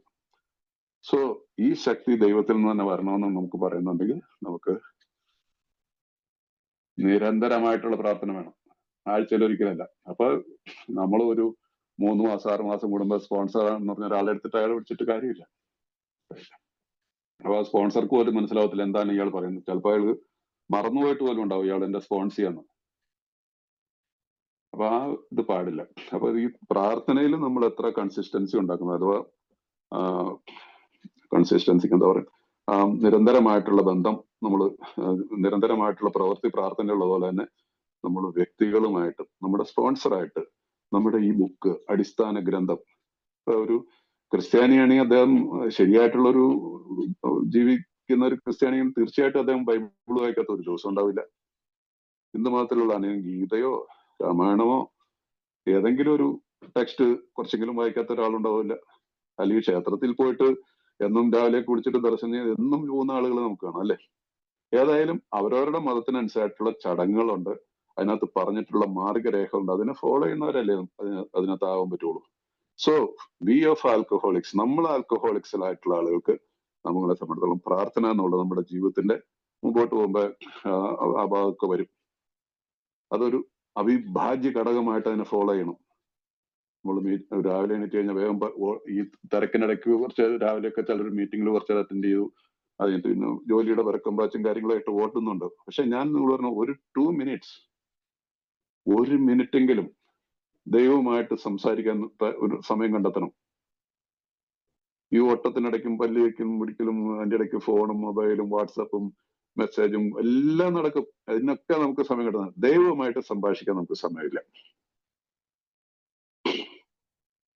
അത് വരരുത്. നിങ്ങൾ പ്രാക്ടീസ് ചെയ്ത് നോക്കിയോ? അതൊരു ശീലമായി കഴിയുമ്പോൾ പിന്നെ നമുക്കത് സ്വന്തം പിതാവിനോട് സംസാരിക്കണമായിരിക്കും. ഇപ്പൊ നിങ്ങൾ വിദേശത്തുള്ളവർ പലരും ഇല്ലേ, നിങ്ങളുടെയൊക്കെ പാരന്റ്സ് പലരും നാട്ടിലൊക്കെ ആയിരിക്കത്തില്ലേ, ഒന്നും ആഴ്ചയിൽ ഒരിക്കലും അധികം നിൽക്കാറുണ്ട്. ഇന്നത്തെ കാലത്ത് ഡെയിലി വിളിക്കാന്നുള്ളത് വലിയ പ്രശ്നമാണ്. എന്നാലും എത്ര സന്തോഷകരമാണ് അല്ലേ? അല്ലേ നമ്മുടെ നാട്ടിലുള്ള, അല്ലെങ്കിൽ ഇപ്പൊ നമ്മുടെ നാട്ടിലുള്ളവരായിരിക്കും, നമ്മുടെ വീട്ടിൽ തന്നെയുള്ള രാവിലെ പലരും ഇല്ലെങ്കിൽ ഇറങ്ങി ഓടുന്ന സമയത്ത് അച്ഛനെ അമ്മയെ പോലും ഒന്നും മിണ്ടാതെ പോലും പോകുന്ന ഒരുപാട് ആളുകളുണ്ട്. പക്ഷെ ഒന്നും ഇന്ന് മുതലൊന്ന് ആരംഭിച്ചു നോക്കേ, അച്ഛനോട് അച്ഛൻ ഞാൻ ജോലിക്ക് പോകണം, അല്ലെ അമ്മ ഞാൻ പോട്ടെ തിരിച്ചു. ആ രീതിയിലുള്ള ഒരു ഇതുണ്ടോ? അതാണ് ദിസ് ഈസ് കോൾഡ് പ്രയർ. ഇതൊരു പ്രയർ ആണത്. അതിൽ കൂടിയാണ് റിലേഷൻഷിപ്പ് ഉണ്ടാവുള്ളൂ. Without prayer there is no relationship. And alcoholics anonymous is a fellowship of making relationship. Alcoholics anonymous ബന്ധങ്ങൾ ഉണ്ടാക്കുന്ന പ്രോഗ്രാമാണ്. ഈ ബന്ധങ്ങൾ ഉണ്ടാക്കുക എന്ന് പറഞ്ഞിട്ടുണ്ടെങ്കിൽ സുഹൃത്ത് ബന്ധങ്ങളല്ല. ആ റിലേഷൻഷിപ്പ് ഇറ്റ് സെൽഫ്. എനിക്ക് എന്നോട് തന്നെ ബന്ധം ഉണ്ടായിരുന്നില്ല. പിന്നെ ദൈവത്തോടോ അല്ലെങ്കിൽ മറ്റുള്ളവരോടോ ബന്ധം ഉണ്ടാവാൻ. സോ ഹിയർ ഇതിൽ കൂടി ഞാൻ എന്നെ സ്നേഹിക്കാൻ തുടങ്ങുന്നു. അതുവഴിയായിട്ട് എനിക്ക് എന്നോട് ബന്ധം ഉണ്ടാവുന്നു. അതിൽ കൂടി എനിക്ക് മറ്റുള്ളവരോട് ബന്ധം ഉണ്ടാവും. അതിൽ കൂടി ദൈവം ഏറ്റവും വലിയൊരു ശക്തിയോട്, കാരണം എനിക്ക് ചെറുത്തു നിൽക്കാനുള്ള ശക്തി, ഏത് കാര്യത്തിലും എന്നെ കുഴിയിൽ ചടിക്കാനുള്ള ഏത് കാര്യത്തിലും ചെറുത്തു നിൽക്കാനുള്ള ശക്തി ദൈവത്തിൽ നിന്ന്, ആ ശക്തിയിൽ നിന്ന് വരണം. അതിന് പ്രാർത്ഥന തന്നെയാണ് മാർഗമുള്ളൂ, അല്ലാതെ വേറൊരു മാർഗവും ഇല്ല. സോ അപ്പൊ അതുകൊണ്ട് ഈ അജ്ഞേയവാദികളെ നിരീശ്വരവാദികൾ എന്നാണ് നമ്മുടെ തെറ്റാണത്. അതിനകത്ത് ആ ചാപ്റ്ററിന്റെ അകത്ത് ആദ്യത്തെ പേജിന്റെ ഇതുണ്ട്. പക്ഷെ അതുകൊണ്ടാണ് ഈ ആത്മീയ അടിസ്ഥാനത്തിലുള്ള ഒരു ജീവിതം പടുത്തുയർത്തിയേ പറ്റൂ, അല്ലെങ്കിൽ അപകടമാണ് എന്ന വസ്തുത ഞങ്ങൾക്ക് അഭിമുഖീകരിക്കേണ്ടി വന്നു.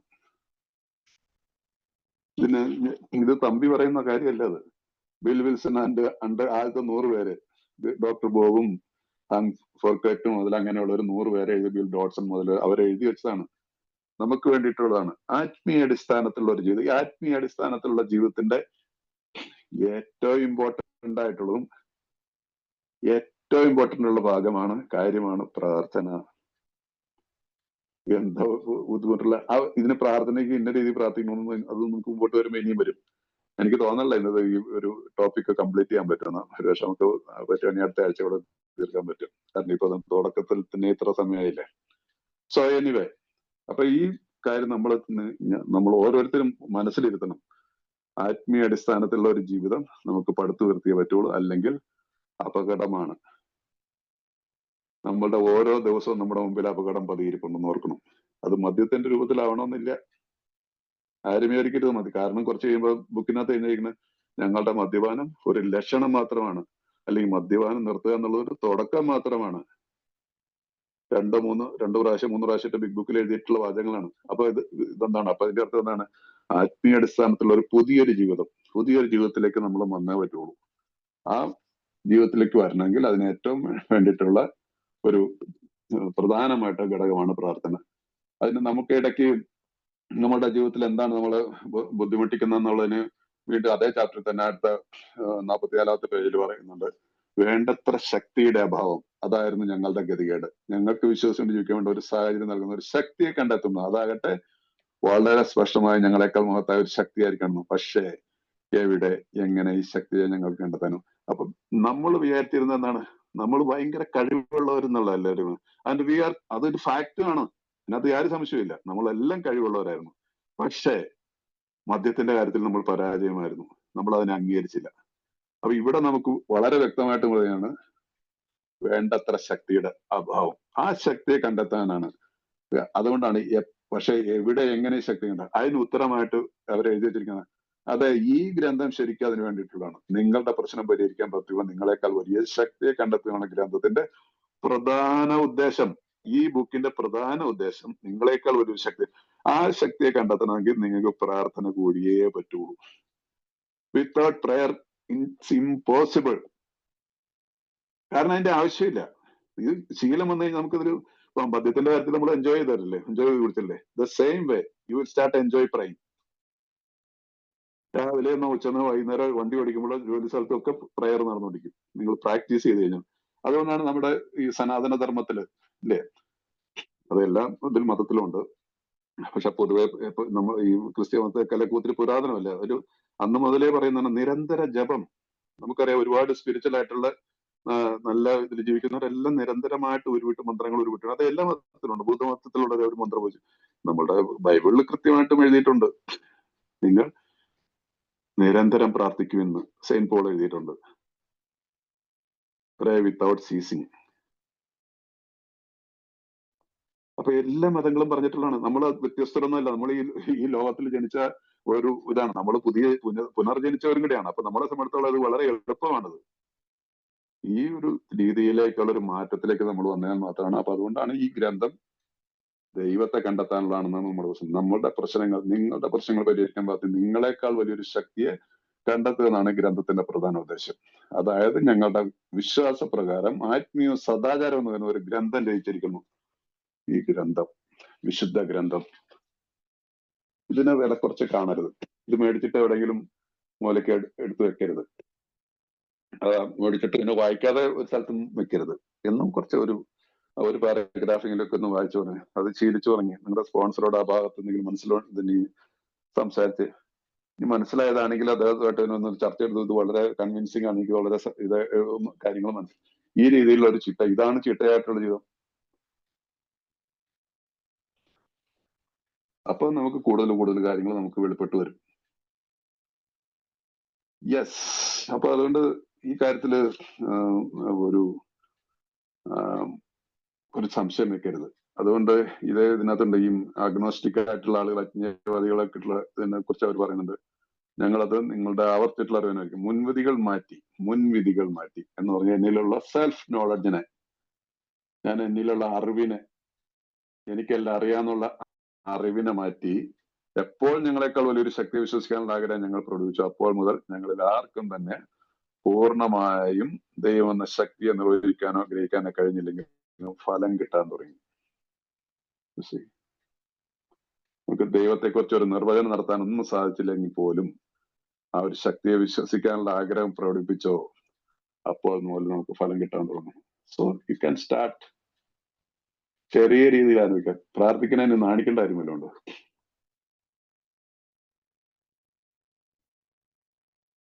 പ്രാർത്ഥിക്കുന്ന മറ്റുള്ളവർ എന്ത് വിചാരിക്കുന്ന ആരെങ്കിലും വിചാരിച്ചുകൊണ്ട് അങ്ങനെയുള്ള ചിന്തിക്കുന്ന കാര്യമുണ്ട്.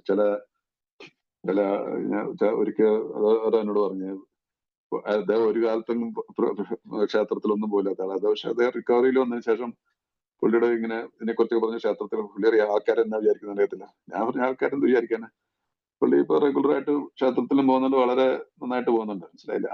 ഇതിനെയൊക്കെ നമ്മൾ മനസ്സിൽ നിന്ന് മാറ്റിക്കളയണം. മറ്റുള്ളവരെന്ത് വിചാരിക്കുന്നു ഒന്നും വിചാരിക്കേണ്ട കാര്യമൊന്നുമില്ല. പള്ളിയിൽ പോലായിരുന്നു, ഒരു 5 കൊല്ലമായിട്ട് പള്ളിയിൽ പോലാത്ത, അല്ലെങ്കിൽ 10 കൊല്ലമായിട്ട് പള്ളിയിൽ പോലാത്ത ആള് പള്ളിയിൽ പോയി കൂടാന്നെല്ലാം പറയുന്നുണ്ടോ? മറ്റുള്ളവർക്ക് വേണ്ടിയിട്ടല്ല.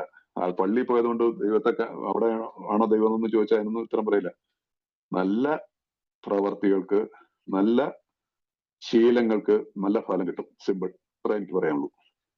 ക്ഷേത്രത്തിൽ പോണോ, അല്ലെങ്കിൽ പള്ളിയിൽ പോണോ, അല്ലെങ്കിൽ ഇവിടെ നമ്മുടെ മസ്ജിദുകളിൽ പോയി പ്രാർത്ഥിക്കണോ എന്നുള്ള അതെല്ലാം അവരവരുടെ ഇതാണ്. പക്ഷെ നമ്മുടെ ബുക്കിന്റെ അനുസരിച്ച് ചിട്ടയോട് കൂടിയിട്ടുള്ള ജീവിത മതത്തിലെ ആചാരങ്ങളെ ഫോളോ ചെയ്യാനായിട്ട് നമ്മളോട് പറഞ്ഞിട്ടുണ്ട്.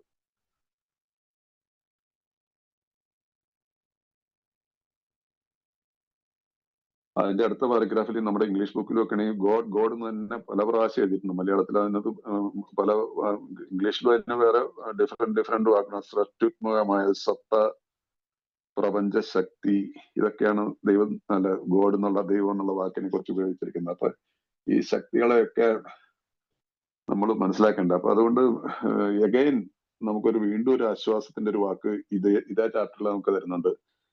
അജ്ഞാവാദികൾ 45-ാമത്തെ പേര്. തന്നെ തേടുന്നവരോട് ദൈവം വ്യവസ്ഥകളൊന്നും ആവശ്യപ്പെടുന്നില്ലെന്ന് ഞങ്ങൾ കണ്ടു. ദൈവം നമ്മളെ കാത്തിരിക്കുകയാണ്. ദൈവം ശ്രീനു ഒന്ന് വിളിക്കാൻ കാത്തിരിക്കുകയാണ് ശ്രീനുന്റെ ദൈവം. തമ്പി ഒന്ന് വിളിക്കാൻ കാത്തിരിക്കുകയാണ് തമ്പിയുടെ ദൈവം. ഷിബുവിനെ ഒന്ന് കാത്തിരിക്കുകയാണ് ദൈവം ഒന്ന് വിളിക്കാൻ, എന്റെ ഷിബു ഒന്ന് വിളിക്കട്ടെ എന്ന്. ഇതിൽ കൂടുതൽ എന്താ തെളിവ് പറയാനുള്ള? ബിഗ് ബുക്ക് പറയുന്നതാണ് തന്നെ തേടുന്നവരോട്. അതല്ല നീ ഒരു 15 ദിവസം റെഗുലർ ആയിട്ട് പള്ളിയിലോ, അല്ലെങ്കിൽ ഒരു 3 മാസം അല്ലെങ്കിൽ 6 മാസം നീ മദ്യപിക്കാതിരിക്കുക. അതിനുശേഷം നോ, സിമ്പിൾ, ഗോഡ്, ദൈവമേ, ആ ഒറ്റ വിളിയിൽ ദൈവം ഹീസ് ദയർ. എന്തിനാ ഭയപ്പെടുന്നത്? സോ ആ രീതിയിൽ നമ്മൾ പ്രാർത്ഥനയെ വളർത്തിക്കൊണ്ടുവരാന്നുള്ളത് അതാണ് അതിന്റെ ശരിയായ മാർഗം. നമ്മുടെ എയുടെ മാർഗം അത് തന്നെയാണ്. ഇതിനകത്ത് വേറെ ഇപ്പൊ ഓരോരുത്തരും അവരുടെ ഞാനിതൊന്നും ഇത് ഞാൻ പറയുന്ന രീതിയിൽ ഫോളോ ചെയ്യാനൊന്നും പറയത്തില്ല കേട്ടോ. ഞാൻ ഈ ബുക്കിൽ കാണുന്നു, ഞാൻ ഫോളോ ചെയ്യുന്നതാണ് പറയുന്നത്. നിങ്ങൾക്ക് ഇതിനകത്ത് വിമർശിക്കാനോ അതിനെ തടസ്സം നിൽക്കാനോ ഒക്കെ നിങ്ങൾക്ക് അതിന് പൂർണ്ണമായ സ്വാതന്ത്ര്യമുണ്ട്. അതുകൊണ്ട് പ്ലീസ്, അതുകൊണ്ട് അങ്ങനെ ഞാൻ പറയുന്നൊന്നും ഇത് തന്നെ ഫോളോ ചെയ്യണമെന്ന് പറയത്തില്ല. പക്ഷെ ഒരു കാര്യം ഞാൻ പറയാം, പ്രാർത്ഥന അത് ഇമ്പോർട്ടന്റ് ആണ്.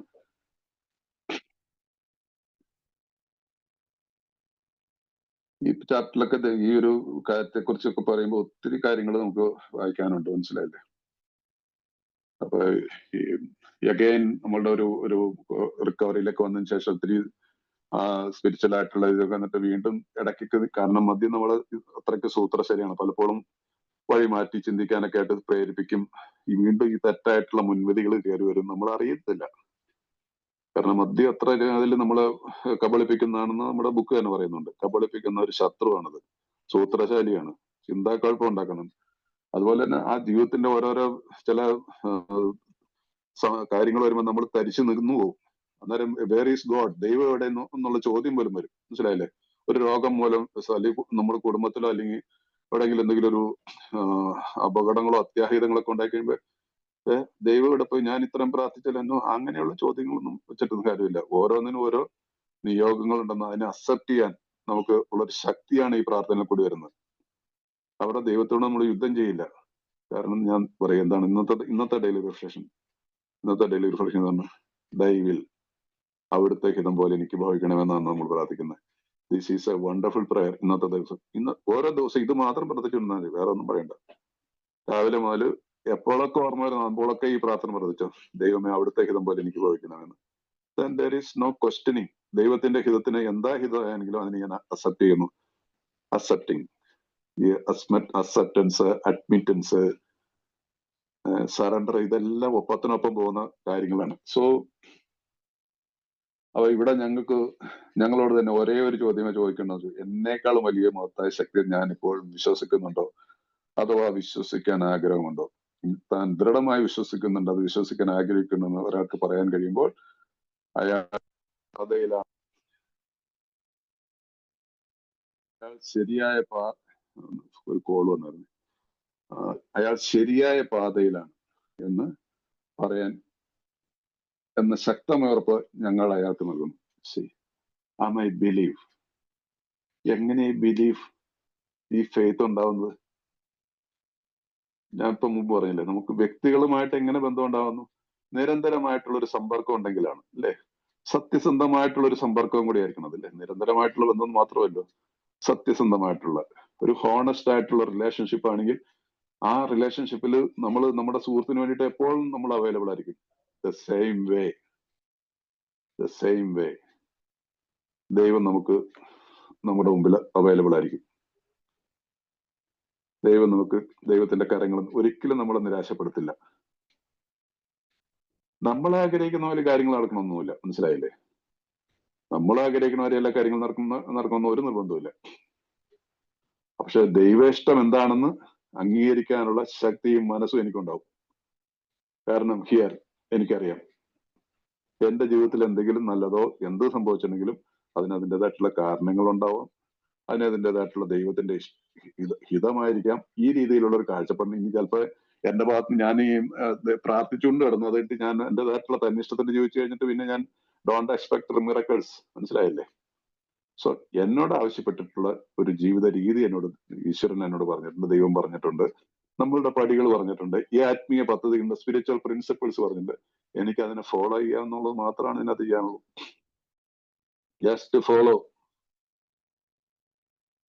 സോ അതുകൊണ്ട് ഈ രീതിയിൽ പോയി കഴിഞ്ഞിട്ടുണ്ടെങ്കിൽ നമുക്ക് ആ പ്രാർത്ഥനാ ജീവിതത്തിൽ കൂടി നമുക്ക് മുമ്പോട്ടുള്ള ജീവിതത്തിലേക്ക് നമുക്ക് നല്ലൊരു ജീവിതത്തിലേക്ക് തീർച്ചയായിട്ടും, ഇത് പരാജയപ്പെട്ടുള്ള ചരിത്രമില്ല. അതാണ് 5-ാമത്തെ പടിയിൽ ഞങ്ങളുടെ പാത തികച്ചും പിന്തുടർന്നാൽ പരാജയപ്പെടുക വിരളമാണ്. Very rarely. ചില കാര്യത്തിലൊക്കെ നമുക്ക് ഒരു എക്സ്പ്ലനേഷൻ കൊടുക്കാൻ പറ്റാത്ത രീതിയിൽ ചില ത്യാഗങ്ങളൊക്കെ ചിലപ്പോൾ ഉണ്ടായെന്ന് വരാം, പക്ഷെ വളരെ റയർ ആയിരിക്കും. അപ്പൊ അതുകൊണ്ട് നമ്മളിവിടെ ഈ 2-ാമത്തെ പടിയുടെ ഭാഗത്ത് ഈ പ്രാർത്ഥന ജീവിതത്തിൽ കൂടി പോകുമ്പോഴാണ് നമ്മൾ വീണ്ടും സത്യസന്ധതയിൽ കൂടി തുടങ്ങി ഇവിടെ തുറന്ന മനസ്സുള്ളവരായിട്ട് മാറുന്നു.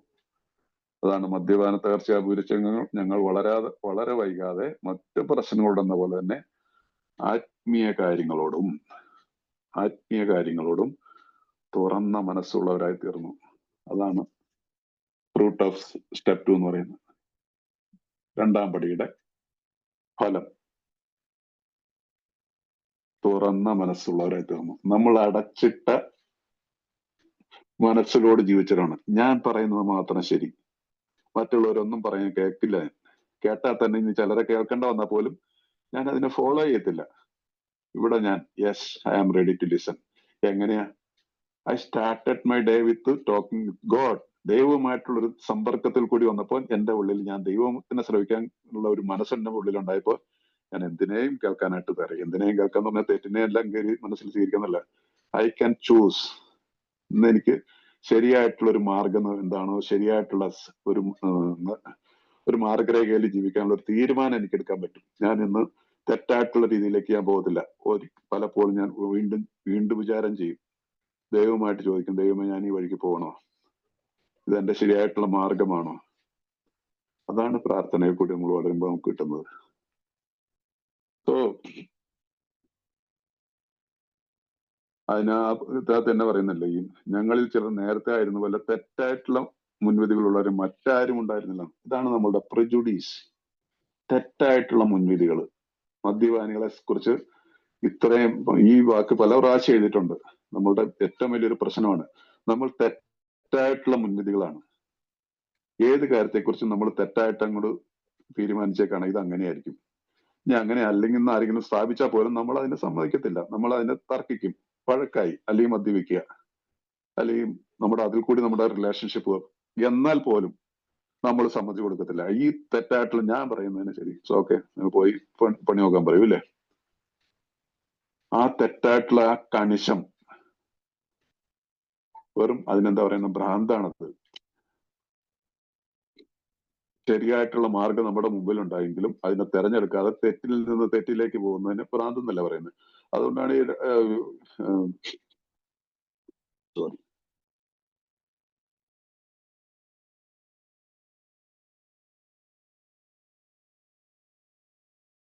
അതുകൊണ്ടാണ് aim to believe that a power greater than ourselves could restore us to sanity. ഞങ്ങളെ സുബോധവാന്മാരാക്കുവാൻ. ഈ ഭാഗത്താണ് നമ്മളിപ്പോ ഈ ബുക്കിലുള്ളത്. എന്താണ് സാനിറ്റി? സുബോധം എന്താണ് അർത്ഥം? ഇതിന്റെ സാനിറ്റിയുടെ ഇംഗ്ലീഷ് അർത്ഥം എന്താണ്? അതിന്റെ നേരെ ഓപ്പോസിറ്റ് ഇൻസാനിറ്റി. ഇൻസാനിറ്റിയുടെ അർത്ഥം എന്ന് പറയുന്നത് ഭ്രാന്താണ്, മാഡ്നെസ്, സുബോധം. ഞങ്ങളെ സുബോധനാക്കുവാൻ എന്ന് പറഞ്ഞാൽ സുബോധമില്ലാത്ത അവസ്ഥയ്ക്ക് എന്താന്ന് പറഞ്ഞാൽ ഭ്രാന്ത് തന്നെയാണ്. ഭ്രാന്ത് എന്ന് അങ്ങ് പറയുന്നില്ല എന്നല്ലേ ഉള്ളൂ, അതിന്റെ അർത്ഥം ഇത് തന്നെയാണ്. നിഘണ്ടു എടുത്ത് നോക്കി അറിഞ്ഞറിയാം, ഡിക്ഷണറി എടുത്ത് നോക്കി അറിഞ്ഞറിയാം ഇൻസാനിറ്റിയുടെ അർത്ഥം. സുബോധം എന്താണ്? അവന് സുബോധമില്ലാത്ത ആളെന്ന് പറഞ്ഞാൽ തലയ്ക്ക് വെളിവില്ലാത്ത ആളെന്നല്ലേ ശുദ്ധ മലയാളത്തിൽ പറഞ്ഞ. ഇതിവിടെ നമ്മൾ തന്നെ സമ്മതിക്കുന്നു. ഈ തെറ്റായിട്ടുള്ള മുൻവിധികളിൽ കൂടി ജീവിച്ച എനിക്ക് എന്നെ സുബോധവാനാക്കാനായിട്ട് ഞാൻ സമ്മതിക്കുകയാണ്. അത് എങ്ങനെയാണ് ഉണ്ടായത്? ദൈവമായിട്ടുള്ള ബന്ധമുണ്ട്. ആ മദ്യത്തിന്റെ കെട്ടുപാടിൽ നിന്ന് ഒന്നാമത്തെ പടിയിൽ നിന്നു ഇത് പോയി കഴിഞ്ഞപ്പോ എന്നെ സംബന്ധിച്ചുള്ളത് ഈസിയായി. അപ്പൊ അതുകൊണ്ട് ഈ സ്റ്റെപ്പ് ബൈ സ്റ്റെപ്പായിട്ട് നമ്മുടെ പ്രാർത്ഥനയെ വളർത്തിക്കൊണ്ടുവരണം.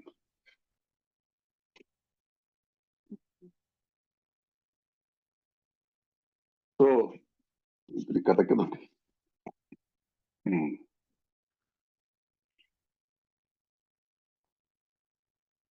ഈ ചാപ്റ്ററിലെയും എനിക്ക് ഞാൻ കൃത്യമായിട്ട് എണ്ണീട്ടിലെയും വി അഗ്നോസ്റ്റിക്സ് എന്ന് പറഞ്ഞാൽ അല്ലെങ്കിൽ അജ്ഞേയവാദികളായ ഞങ്ങൾ എന്നുള്ള ഈ ചാപ്റ്ററിൽ ദൈവം എന്നുള്ള ഒത്തിരി പ്രാവശ്യം എഴുതിയിട്ടുണ്ട്.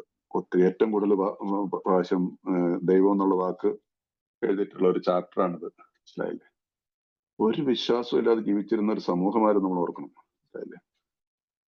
ആകപ്പാടെ ഒരു വിശ്വാസം, അബ്സല്യൂട്ട് വിശ്വാസം എന്തായിരുന്നു? ആൽക്കഹോൾ, മദ്യത്തിൽ ഭയങ്കര വിശ്വാസമായിരുന്നു. മദ്യവും ഞാനും ഉണ്ടെങ്കിൽ എനിക്ക് ഐ ക്യാൻ ഡു എനിത്തിങ്, എനിക്ക് എന്ത് ചെയ്യാൻ പറ്റും, ആരെയും നേരിടാൻ പറ്റും, എന്തിനും പിന്നെ വേറെ ഇതുമില്ല. ആ ഒരു ധാർഷ്ട്യവും അത് ഭ്രാന്തമായിരുന്നു അല്ലേ? ഇപ്പൊ നമ്മൾ മുമ്പ് പറഞ്ഞ ഒരു ഇൻസാനിറ്റി, ഇറ്റ്സ് കോൾഡ് ഇൻസാനിറ്റി. മദ്യത്തിന് നമ്മുടെ ജീവിതത്തിൽ പ്രയോറിറ്റി കൊടുത്തു. അവിടെ നിന്ന് നേരെ ഓപ്പോസിറ്റ് ആയിട്ട് നമ്മുടെ ജീവിതത്തിലേക്ക് ദൈവം എന്നുള്ളൊരു വാക്ക് കടന്നു വരികയാണ്. ഈ ചാപ്റ്ററിൽ അതിനെക്കുറിച്ച് നല്ല രീതിയിൽ ഒത്തിരി വ്യാഖ്യാനിച്ചിട്ടുണ്ട്. നിങ്ങൾ ഈ ചാപ്റ്റർ ഒക്കെ ശരിക്കും ഒന്ന് വായിച്ച് എപ്പോഴും വായിക്കേണ്ട ഞാൻ പറയുകയാണെങ്കിൽ ഈ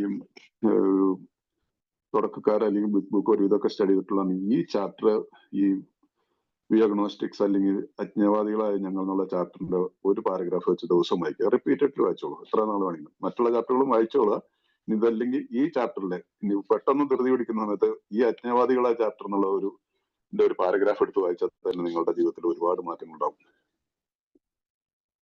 ഇവിടെ അതിന്റെ അടുത്ത 50ാമത്തെ പേജിലേക്ക് വരുമ്പോൾ വളരെ കുറച്ച് മാത്രമുള്ള ലളിതമായ ചില ആവശ്യങ്ങളെ അവർ നിർവഹിച്ച ഉടനെയാണ് സംഭവിച്ചത്. പ്രാർത്ഥനയെ കുറിച്ചുള്ള ഒരു കാര്യങ്ങൾ, ദൈവത്തെ വിശ്വാസത്തെ കുറിച്ചുള്ള അതിന്റെ കണ്ടിന്യൂഷൻ പ്രകടമായ ഒരിക്കൽ നിഷ്ഫലമായ നിലനിൽപ്പിൽ അന്താളിക്കുകയും ചിന്താക്കുഴപ്പത്തിലാകുകയും ചെയ്തിരുന്ന അവർ എന്തുകൊണ്ട് ജീവിതം പാരിച്ചെത്തുന്നതിന്റെ കാരണങ്ങൾ അടിവരയിട്ട് കാണിച്ചു തരുന്നു. കുടിപ്രശ്നം മാറ്റി നിർത്തിയാൽ തന്നെ ജീവിതം എന്തുകൊണ്ടാണ് അസംതൃപ്തമായതെന്ന് അവർ കാണിച്ചു തരുന്നു. ദൈവ സാന്നിധ്യത്തെ കുറിച്ച് അവബോധമാണ് തങ്ങളുടെ ജീവിതത്തിലെ പരമപ്രധാനമായ യാഥാർത്ഥ്യം എന്ന് പരശതം ആളുകൾക്ക് പറയാൻ കഴിയുമ്പോൾ ഒരാൾക്ക് വിശ്വാസം കൊണ്ടിരിക്കുന്ന ശക്തമായ ഒരു കാരണമാണ് അവർ മുന്നോട്ട് വയ്ക്കുന്നത്. ദൈവ സാന്നിധ്യത്തെ കുറിച്ചുള്ള അവബോധമാണ് തങ്ങളുടെ ജീവിതത്തിലെ പരമപ്രധാനമായ യാഥാർത്ഥ്യം. ഇത്രയും മനസ്സിലാക്കിയാൽ മതി. ദൈവ സാന്നിധ്യത്തെ കുറിച്ചുള്ള അവബോധം ഞങ്ങളുടെ ജീവിതത്തിലെ പരമപ്രധാനമായ യാഥാർത്ഥ്യം. അതിന് ശരിയാ ഇംഗ്ലീഷിൽ practicing the presence of God.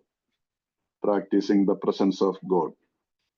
ദൈവ സാന്നിധ്യത്തെ കുറിച്ചുള്ള നമ്മളുടെ ഒരു ബുക്കുണ്ട്, ചെറിയൊരു book, practicing the presence of God എന്ന് പറഞ്ഞിട്ട് ബ്രദർ ലോറൻസിന്റെ ഒരു ക്രിസ്ത്യൻ ലിറ്ററേച്ചറാണ്. ചെറിയൊരു ബുക്കാണ്, വളരെ സിമ്പിളായിട്ട് എഴുതിയിട്ടുള്ള ഒരു ബുക്കാണ്. Practicing the presence of God. നിരന്തരമായിട്ടുള്ള പ്രാർത്ഥന തന്നെയാണ് അതിനെക്കുറിച്ച് പറയുന്നത്. ഈ പ്രാർത്ഥന കൂടിയാണ് നമുക്ക് ഈ പറയുന്ന ഇതിനകത്തുള്ള ദൈവ സാന്നിധ്യത്തെ കുറിച്ചുള്ള അവബോധം. So I have to remember God. ദൈവത്തെക്കുറിച്ച് എനിക്ക് എപ്പോഴും സ്മരണം, സ്മരണം അതൊരു ശീലമായിട്ട് മാറിക്കോളും. അത് പ്രാർത്ഥനകൾ കൂടിയാണ് സാധിക്കുന്നത്.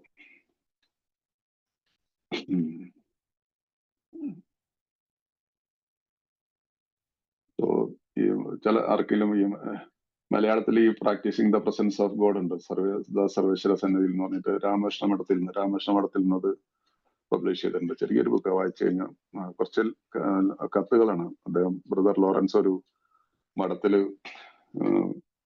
കുശിനിക്കാരനായിരുന്നു. അദ്ദേഹം പുരോഹിതനാകാൻ പറ്റില്ല. അദ്ദേഹത്തിന് എന്തോ ശരീരത്തിൽ എന്തോ ഇതുണ്ടായിരുന്നു, കാലിൽ നിന്നും മുടന്തോ അങ്ങനെ എന്തോ ഉണ്ടായിരുന്നു. അങ്ങനെയുള്ളവർക്ക് പുരോഹിതനാകാൻ പറ്റത്തില്ലല്ലോ. പക്ഷെ അദ്ദേഹം ഒരു കുശിനിക്കാരനായിട്ട്, പക്ഷെ അദ്ദേഹം വളരെ റിയലൈസ്ഡ് ആയിട്ടുള്ളൊരു വ്യക്തിത്വമായിരുന്നു. അദ്ദേഹത്തിന്റെ പ്രാർത്ഥനാ ജീവിതത്തെ കുറിച്ച് അദ്ദേഹം എഴുതിയ കുറച്ച് കത്തുകളാണ്, ചെറിയ ബുക്കാണ്. ഈ രാമകൃഷ്ണ മഠത്തിൽ ഉണ്ട് ആ ബുക്ക് എന്ന് എനിക്ക് തോന്നുന്നു. എന്റെ കയ്യിലും ഉണ്ടായിരുന്നു, ഇപ്പൊ അത് പബ്ലിഷ് ചെയ്തെന്ന് അറിയത്തില്ല. എനിവേ ഞാൻ അന്ന കൂട്ടത്തിലാണ്. അപ്പൊ അത് ഈ ദൈവ സാന്നിധ്യത്തെ കുറിച്ചുള്ള അവബോധം, അതാണ് നമ്മുടെ ജീവിതത്തിന്റെ പരമപ്രധാനം. ആ ബുക്കൊന്നും വായിക്കുന്നത് ഞാൻ പ്രൊമോട്ട് ചെയ്യുന്നതല്ല കേട്ടോ, ഒരു സിമ്പിൾ ആയിട്ടുള്ള ഒരു കാര്യം പറഞ്ഞുള്ളൂ. അതുകൊണ്ട് ഒരിക്കലും ചില വിചാരിക്കും നമ്മൾ നമ്മുടെ ബുക്ക് അതിനകത്ത് കൊണ്ട് അത് പ്രൊമോട്ട് ചെയ്യുമെന്ന് വിചാരിക്കരുത്. പക്ഷെ ഇതെല്ലാം നമ്മളെ ഹെൽപ്പ് ചെയ്യുന്ന ടെക്സ്റ്റുകളാണ്. സോ അപ്പൊ നമ്മളുടെ ജീവിതത്തിൽ നമുക്ക് എല്ലാവർക്കും അറിയാം, നമ്മൾ എന്താണ് ഈ സെൽഫ് ഇമ്പോസ്ഡ് ക്രൈസിസ് എന്ന് പറഞ്ഞിട്ട് ഇംഗ്ലീഷിൽ കൊടുത്തിരുന്ന സെൽഫ് ഇമ്പോസ്ഡ് ക്രൈസിസ്, നമ്മൾ തന്നെ മലയാളത്തിൽ കൊടുത്തിരിക്കുന്ന സ്വയം അടിച്ചേൽപ്പിച്ച കുഴപ്പങ്ങൾ, അടിച്ചമർത്തപ്പെട്ടുകൊണ്ട് ഞങ്ങൾ അമിത മദ്യപാന രോഗികളായി തീർന്നപ്പോൾ. അപ്പൊ നമ്മുടെ ജീവിതത്തിൽ നമ്മൾ ക്രിയേറ്റ് ചെയ്താണ് ഈ നരക ജീവിതം. നമ്മൾ തന്നെ ക്രിയേറ്റ് ചെയ്താണ്, നമ്മൾ തന്നെ ഉണ്ടാക്കിയെടുത്ത ഒരു ജീവിതമാണ് ഈ നരക തുല്യമായ ജീവിതം. സെൽഫ് ഇമ്പോസ്ഡ് ക്രൈസിസ് മറ്റാരും നമ്മളിലേക്ക് അടിച്ചേൽപ്പിച്ചതല്ല, നമ്മൾ തന്നെ അടിച്ചേൽപ്പിച്ചതാണ്. അപ്പൊ അതിന് ഉള്ള പരിഹാരമായിട്ടെന്ന് പറയുന്നതാണ്, ഒന്നുകിൽ ദൈവം എല്ലാമാണ് അല്ലെങ്കിൽ ഒന്നുമല്ല എന്ന ഉദ്ദേശത്തെ നിർഭയം ഞങ്ങൾക്ക് നേരെ ഉണ്ടായിരുന്നു. ഒന്നുകിൽ ദൈവമുണ്ട് അല്ലെങ്കിൽ ഇല്ല. ഞങ്ങൾ തിരഞ്ഞെടുക്കാനുള്ള മാർഗം എന്തായിരുന്നു? നമ്മൾ തിരഞ്ഞെടുത്ത മാർഗമാണ് yes, there is a God. there is a God. അതാണ് നമ്മൾ എല്ലാ ഏകങ്ങളും എടുത്ത തീരുമാനം. Yes, there is a God. ആ തീരുമാനം എങ്ങനെ ഉറച്ചു പോവുക? പ്രാർത്ഥനയിൽ കൂടി തന്നെയാണ്. ഞാൻ വീണ്ടും വീണ്ടും പ്രാർത്ഥന എന്ന് പറയുമ്പോൾ പ്രാർത്ഥിക്കാതെ അങ്ങനെ ഒരു ഇല്ലാത്തവർ അതിനൊരു ഇതായിട്ട് തോന്നരുത് കേട്ടോ. പക്ഷെ ഇത് സത്യങ്ങൾ ഇതാണ്, നമ്മുടെ ബുക്ക് ഇതാണ് പറയുന്നത്. സോ നമുക്ക് ഇതല്ലാതെ വേറെ വഴിയില്ല.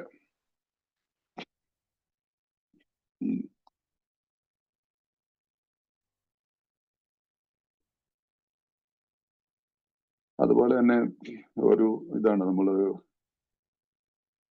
ഈ നല്ലൊരു വാക്കാണ് നിൽക്കുന്നത്. എന്താണ് actually we are following our self എന്ന് ഇംഗ്ലീഷിൽ എഴുതുന്നത്, മലയാളത്തിൽ 57. സത്യത്തിൽ ഞങ്ങൾ സ്വയം വിഡ്ഢികളാകുമായിരുന്നു. എന്തുകൊണ്ടെന്നാൽ ഓരോ മനുഷ്യന്റെയും സ്ത്രീയുടെയും ശിശുവിന്റെ ഉള്ളിന്റെ ഉള്ളിൽ ദൈവം എന്ന അടിസ്ഥാനപരമായ ആശയമുണ്ട്. ഓരോ വ്യക്തിയുടെ ഉള്ളിന്റെ ഉള്ളിൽ ദൈവമെന്നുള്ള അടിസ്ഥാനപരമായ ആശയമുണ്ട്. അതിനെ മൂടിക്കളഞ്ഞെന്താണ് ഈ പറഞ്ഞ മുൻവിധികള്, ധാർഷ്ട്യങ്ങള്, മദ്യത്തിൻ്റെതായിട്ടുള്ള ഭ്രാന്തമായിട്ടുള്ള തീരുമാനങ്ങളെല്ലാം ആ അറിവിനെ, എന്റെ ഉള്ളിലുണ്ടെന്ന ആ വിശ്വാസത്തെ, ആ ആശയത്തെ മൂടിക്കളയാണ് ചെയ്തത്. അതല്ലേ സംഭവിച്ചത്? സ്വയം നമ്മൾ ഓരോരുത്തരും ആലോചിച്ചാൽ മനസ്സിലാവും. ഏതൊരു വ്യക്തിയും ദൈവത്തിനെ വിളിക്കില്ലാത്ത പെട്ടെന്ന് ഒരു സഡൻ ആയിട്ടൊരു എന്തെങ്കിലും ഒരു നമുക്ക് ഷോക്കിംഗ് ആയിട്ടുള്ള ഒരു സീനോ, അല്ലെങ്കിൽ പെട്ടെന്ന് ഒരു വണ്ടി കാർ ഓടിച്ചു പോകുമ്പോൾ പെട്ടെന്ന് ഒന്നല്ലേ ദൈവമേന്ന് വിളിക്കുക, അല്ലെ എന്റെ അമ്മയെന്ന് പറയും, ഇല്ലേ? ദൈവമേന്ന് അതൊരു അറിയാതെ തന്നെ വായുന്നതിന് വരുന്ന ഒരു വാക്കല്ലേ. അത് ഞാൻ ജസ്റ്റ് ഒരു എക്സാമ്പിൾ എന്ന് പറഞ്ഞിട്ടുള്ളൂ. ഏതായാലും ഈ കാര്യം ഉറപ്പാണ്, എല്ലാവരുടെ ഉള്ളിലുണ്ട്. അപ്പൊ ഏതെങ്കിലും തരത്തിലുള്ള ഒരു ദൈവത്തിലുള്ള വിശ്വാസം, ഒരു സുഹൃത്തിനോട് നമുക്ക് തോന്നാറുള്ള വികാരം പോലെ തന്നെ ഞങ്ങളുടെ വ്യക്തിത്വത്തിന്റെ ഭാഗം ഞങ്ങൾ ഒടുവിൽ കണ്ടെത്തി. ഞാൻ തുടക്കത്തിൽ പറഞ്ഞില്ലേ, അപ്പൊ നമ്മളുടെ ഈ relationship with God like a friend, ഒരു തുറന്ന നല്ലൊരു ബന്ധമുള്ള ഒരു സുഹൃത്തിനോട് നമുക്ക് എന്തും തുറന്ന് സംസാരിക്കാം. ദ സെയിം വേ ദൈവവുമായിട്ടുള്ള ബന്ധം ഉണ്ടാക്കാനായിട്ട് സാധിക്കുന്നത് ഐ ഹാവ് ടു പ്രേ. ആ പ്രയറിൽ കൂടിയാണ്. സാധാരണ പൊതുവെ പറയാറുള്ളവരുണ്ട്, നമ്മൾ പ്രാർത്ഥിക്കുമ്പോൾ ദൈവം നമ്മളെ ശ്രവിക്കുന്നു എന്ന് പറയും. നമ്മൾ പ്രാർത്ഥിക്കുമ്പോൾ ദൈവം നമ്മളെ കേൾക്കുന്നു. ധ്യാനിക്കുമ്പോൾ ദൈവം നമ്മളോട് സംസാരിക്കുന്നു പറയും. ധ്യാനത്തിന്റെ ഭാഗത്തേക്ക് ഇന്നിപ്പോ എത്താൻ പറ്റത്തില്ല, നമുക്ക് അത് 11ാമത്തെ പടി വരെ എത്തണ്ടേ. അപ്പൊ പ്രാർത്ഥനയിൽ കൂടി കമ്മ്യൂണിക്കേഷനാണ് നടക്കുന്നത്. അവിടെ എന്റെ ആവശ്യങ്ങൾ പറയുന്നുണ്ടാവാം, എന്റെ സന്തോഷങ്ങൾ പങ്കുവെക്കുന്നുണ്ടാവാം. ഇതൊക്കെയല്ലേ നമ്മളൊരു സുഹൃത്തിനോട്, നമ്മുടെ ഏറ്റവും ഇന്റിമേറ്റ് ആയിട്ടുള്ള ഒരു സുഹൃത്തിനോട് നമ്മൾ എന്തൊക്കെ എന്റെ ജീവിതത്തിൽ അനുദിനത്തിൽ നടക്കുന്ന സന്തോഷങ്ങളെ പങ്കുവെക്കും, എന്റെ സങ്കടങ്ങളെ ബുദ്ധിമുട്ടുകയും എന്റെ ബുദ്ധിമുട്ടുകളെ പങ്കുവെക്കും. ദ സെയിം വേ നമ്മൾ തുടക്കത്തിൽ ഇടയ്ക്ക് നമ്മൾ വായിച്ചില്ലേ, തന്നെ തേടുന്നവരോട് ദൈവം യാതൊരുവിധ നിബന്ധനകളും വെക്കുന്നില്ല. അപ്പൊ ഒരു നല്ലൊരു സുഹൃത്ത് എന്നുള്ള രീതിയിൽ നമുക്ക് ദൈവവുമായിട്ടുള്ള ബന്ധം പുലർത്തിക്കൊണ്ട് പോകണമെങ്കിൽ വളർത്തിക്കൊണ്ടുവരാനായിട്ട് ഏറ്റവും ഇരിക്കുന്ന ഏറ്റവും നല്ല ആയുധമാണ് പ്രാർത്ഥന. Keep it doing every day, every hour. ഇന്ന് മുതൽ ആരംഭിച്ചു. ഞാൻ നിങ്ങളോട് പറയാം, ഒരു ട്രയൽ നോക്കിക്കോ. ശരിയായ മാർഗമാണത്. അത് ശരിയായ മാർഗമാണ്. എന്ത് വാക്ക് വേണമെങ്കിലും ഉപയോഗിച്ചോളൂ. അതുകൊണ്ട് ഒന്നും നഷ്ടപ്പെടാനില്ല, ലാഭങ്ങൾ മാത്രമേ ഉള്ളൂ. നഷ്ടപ്പെടുന്നത് നമ്മളിൽ നിന്നുള്ള ഈ ധാർഷ്ട്യവും തെറ്റായിട്ടുള്ള ഈ എന്താണ് പറയുന്ന അബോധമായിട്ടെടുക്കുന്ന തീരുമാനങ്ങളെല്ലാം നഷ്ടപ്പെട്ടുകൊള്ളും. അതെല്ലാം പൊയ്ക്കോളും. നമ്മളിലേക്ക് പ്രകാശം. കാരണം നമ്മുടെ ഉള്ളിലും നിറച്ച് അഴുക്കുകളാണ്, മാലിന്യങ്ങളാണ്. നമ്മുടെ 5ാമത്തെ 4-5 പടിയിലേക്ക് ഭാഗത്തേക്കൊന്നും എത്തില്ല നീക്കതായാലും.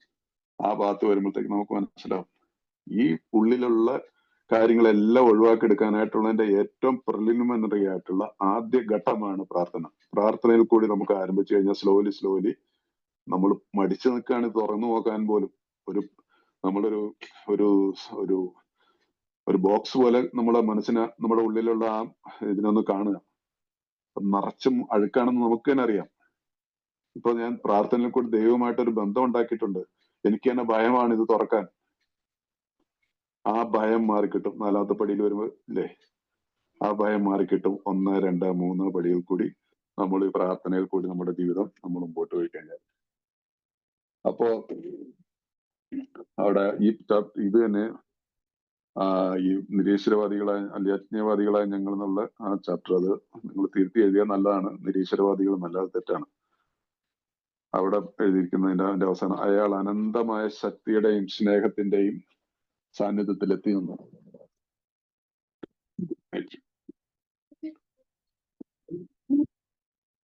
അയാൾ again presence of infinite power, presence of infinite power എന്നാണ് ഇംഗ്ലീഷിൽ. അയാൾ അനന്തമായ ശക്തിയുടെയും സ്നേഹത്തിന്റെയും സാന്നിധ്യത്തിലെത്തി. അയാൾ കടലിൽ നിന്ന് തീരത്തെത്തി. ബ്രിഡ്ജ് ടു ഷോർ എന്നാണ് ഇംഗ്ലീഷിൽ കൊടുക്കുന്നത്. കടലിൽ നിന്ന് തീരത്തെത്തി. തന്റെ സൃഷ്ടാവിന്റെ ബോധപൂർവമായ ചങ്ങാത്തിൽ ജീവിതത്തിൽ ആദ്യമായി അയാൾ ജീവിച്ചു.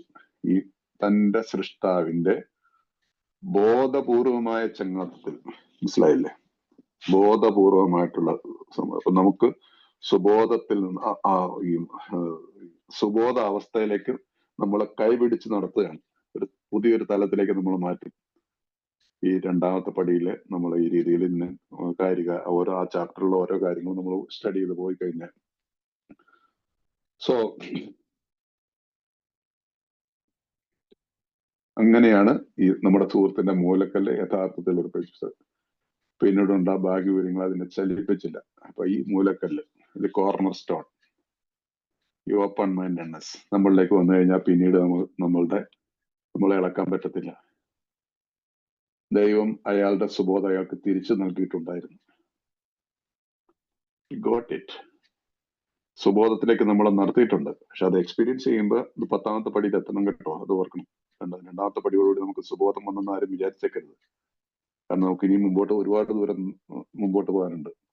അപ്പൊ അതുകൊണ്ട് അവസാനം ഇത് തന്നെ വീണ്ടും ഒരിക്കൽ കൂടി നമ്മളോട് പറയാണ്, ഞങ്ങൾ അദ്ദേഹത്തോട് കൂടുതൽ അടുത്തപ്പോൾ അദ്ദേഹം സ്വയം ഞങ്ങൾക്ക് പ്രത്യക്ഷനായി. അപ്പോൾ ദൈവത്തോട് നമുക്ക് അടുക്കാനായിട്ടുള്ള ഏറ്റവും ശരിയായിട്ടുള്ള മാർഗം, വീണ്ടും ഞാൻ പറയാണ്, പ്രാർത്ഥനയാണ്. ദൈവത്തോട് അടുക്കുക. അത് പ്രാർത്ഥനയിൽ കൂടി ചെറിയ സംഭാഷണങ്ങൾ പോലെ തുടങ്ങുക. എങ്ങനെ വേണമെങ്കിലും പ്രാർത്ഥിച്ചോളൂ. ഇന്ന രീതിയിൽ പ്രാർത്ഥിക്കണമെന്ന് ഒന്നും ഒരു സ്ഥലത്തും പറഞ്ഞിട്ടില്ല. നിങ്ങൾക്ക് ഇഷ്ടമുള്ള പോലെ പറയും. സുഹൃത്തിനെ പോലെ സംസാരിച്ചോളൂ, അച്ഛനെ പോലെ സംസാരിച്ചോളൂ, അമ്മയെ പോലെ സംസാരിച്ചോളൂ. നിങ്ങളുടെ ഉള്ളിലുള്ള ഏത് ഭാവമാണോ ദൈവിക ഭാവം എന്ന് പറഞ്ഞാൽ ഭാവത്തിനനുസരിച്ച് സംസാരിച്ചോളൂ, ആവശ്യപ്പെട്ടോളൂ. നമ്മുടെ 11ാമത്തെ പടിയുടെ ഭാഗത്ത് വരുമ്പോൾ നമ്മൾ ഒരിക്കലും ഒന്നും ആവശ്യപ്പെടേണ്ട ആവശ്യമില്ലെന്ന് പറയുന്നില്ല. പക്ഷെ തുടക്കത്തിൽ അങ്ങനെയൊന്നും പറയാൻ പറ്റുമോ? ഇനി 11ാമത്തെ പടി കഴിഞ്ഞാൽ പോലും നമ്മുടെ ഉള്ളിൽ ആവശ്യങ്ങൾ വന്നു വിചാരിച്ചുകൊണ്ട് നമ്മുടെ പ്രാർത്ഥനയെ ആരും നിരാകരിക്കുന്നു ജയിച്ചിട്ടൊന്നുമല്ല. മനസ്സിലായില്ലേ? പക്ഷെ ആ തലത്തിലേക്ക് എത്തുന്ന മാനസികാവസ്ഥയിലേക്ക് ഒരു വ്യക്തിക്ക് അറിയാം, എനിക്ക് ആവശ്യമുള്ളതെല്ലാം എന്റെ പിതാവ് തരുമെന്നുള്ള ഉറപ്പുണ്ട്. അപ്പൊ അതുകൊണ്ട് ആ ഭാഗത്ത് എഴുതിയിട്ടുണ്ട്. പക്ഷെ അതുകൊണ്ട് ഇവിടെ നമ്മൾ ഒരിക്കലും വിചാരിക്കേണ്ട ഞാൻ ഇതിനെ ചില ഇതൊക്കെ ചില ഭാഗങ്ങൾ അടർത്തിയെടുത്തുകൊണ്ടൊക്കെ ചിലർ സംസാരിക്കും. അങ്ങനെ അടർത്തിയെടുക്കേണ്ട ആവശ്യമില്ല. അത് ഓരോരോ തലമാണ്. ഓരോരുത്തരുടെ റിക്കവറിയുടെ പ്രോസസ്സിൽ നമ്മൾ വളരുന്ന ഇപ്പൊ ഒരു 5 വയസ്സുള്ള കുട്ടിയുടെ ചിന്തയാണോ ഒരു 15 വയസ്സായപ്പോൾ നമുക്കുണ്ടായിരുന്നത്? 15 വയസ്സുണ്ടായിരുന്ന ഒരാളുടെ ചിന്തയാണോ നമ്മൾ 25 വയസ്സായപ്പോൾ ഉണ്ടായിരുന്നത്? 25 വയസ്സുള്ള ആളാണോ 50 വയസ്സാകുമ്പോൾ ആവുന്നത്? So it changes, attitude changes, നമ്മുടെ കാഴ്ചപ്പാട് മാറും, നമ്മുടെ എല്ലാ രീതിയിലും മാറ്റങ്ങളുണ്ട്. അപ്പൊ സോ ഇറ്റ് ഡിപ്പെൻസ്. ആൻഡ് പക്ഷെ ഒള്ളി കാര്യമാണ് അതാണ് നമ്മൾ നേരായ മാർഗത്തിലാണെന്നുള്ളതാണ് നമുക്ക് ചെക്ക് ചെയ്യേണ്ടതുള്ളൂ. ദൈവമായിട്ടുള്ള എന്റെ ബന്ധം കറക്റ്റ് ആണോ എന്നുള്ളതാണ് എനിക്ക് ചെക്ക് ചെയ്യേണ്ടതുള്ളൂ.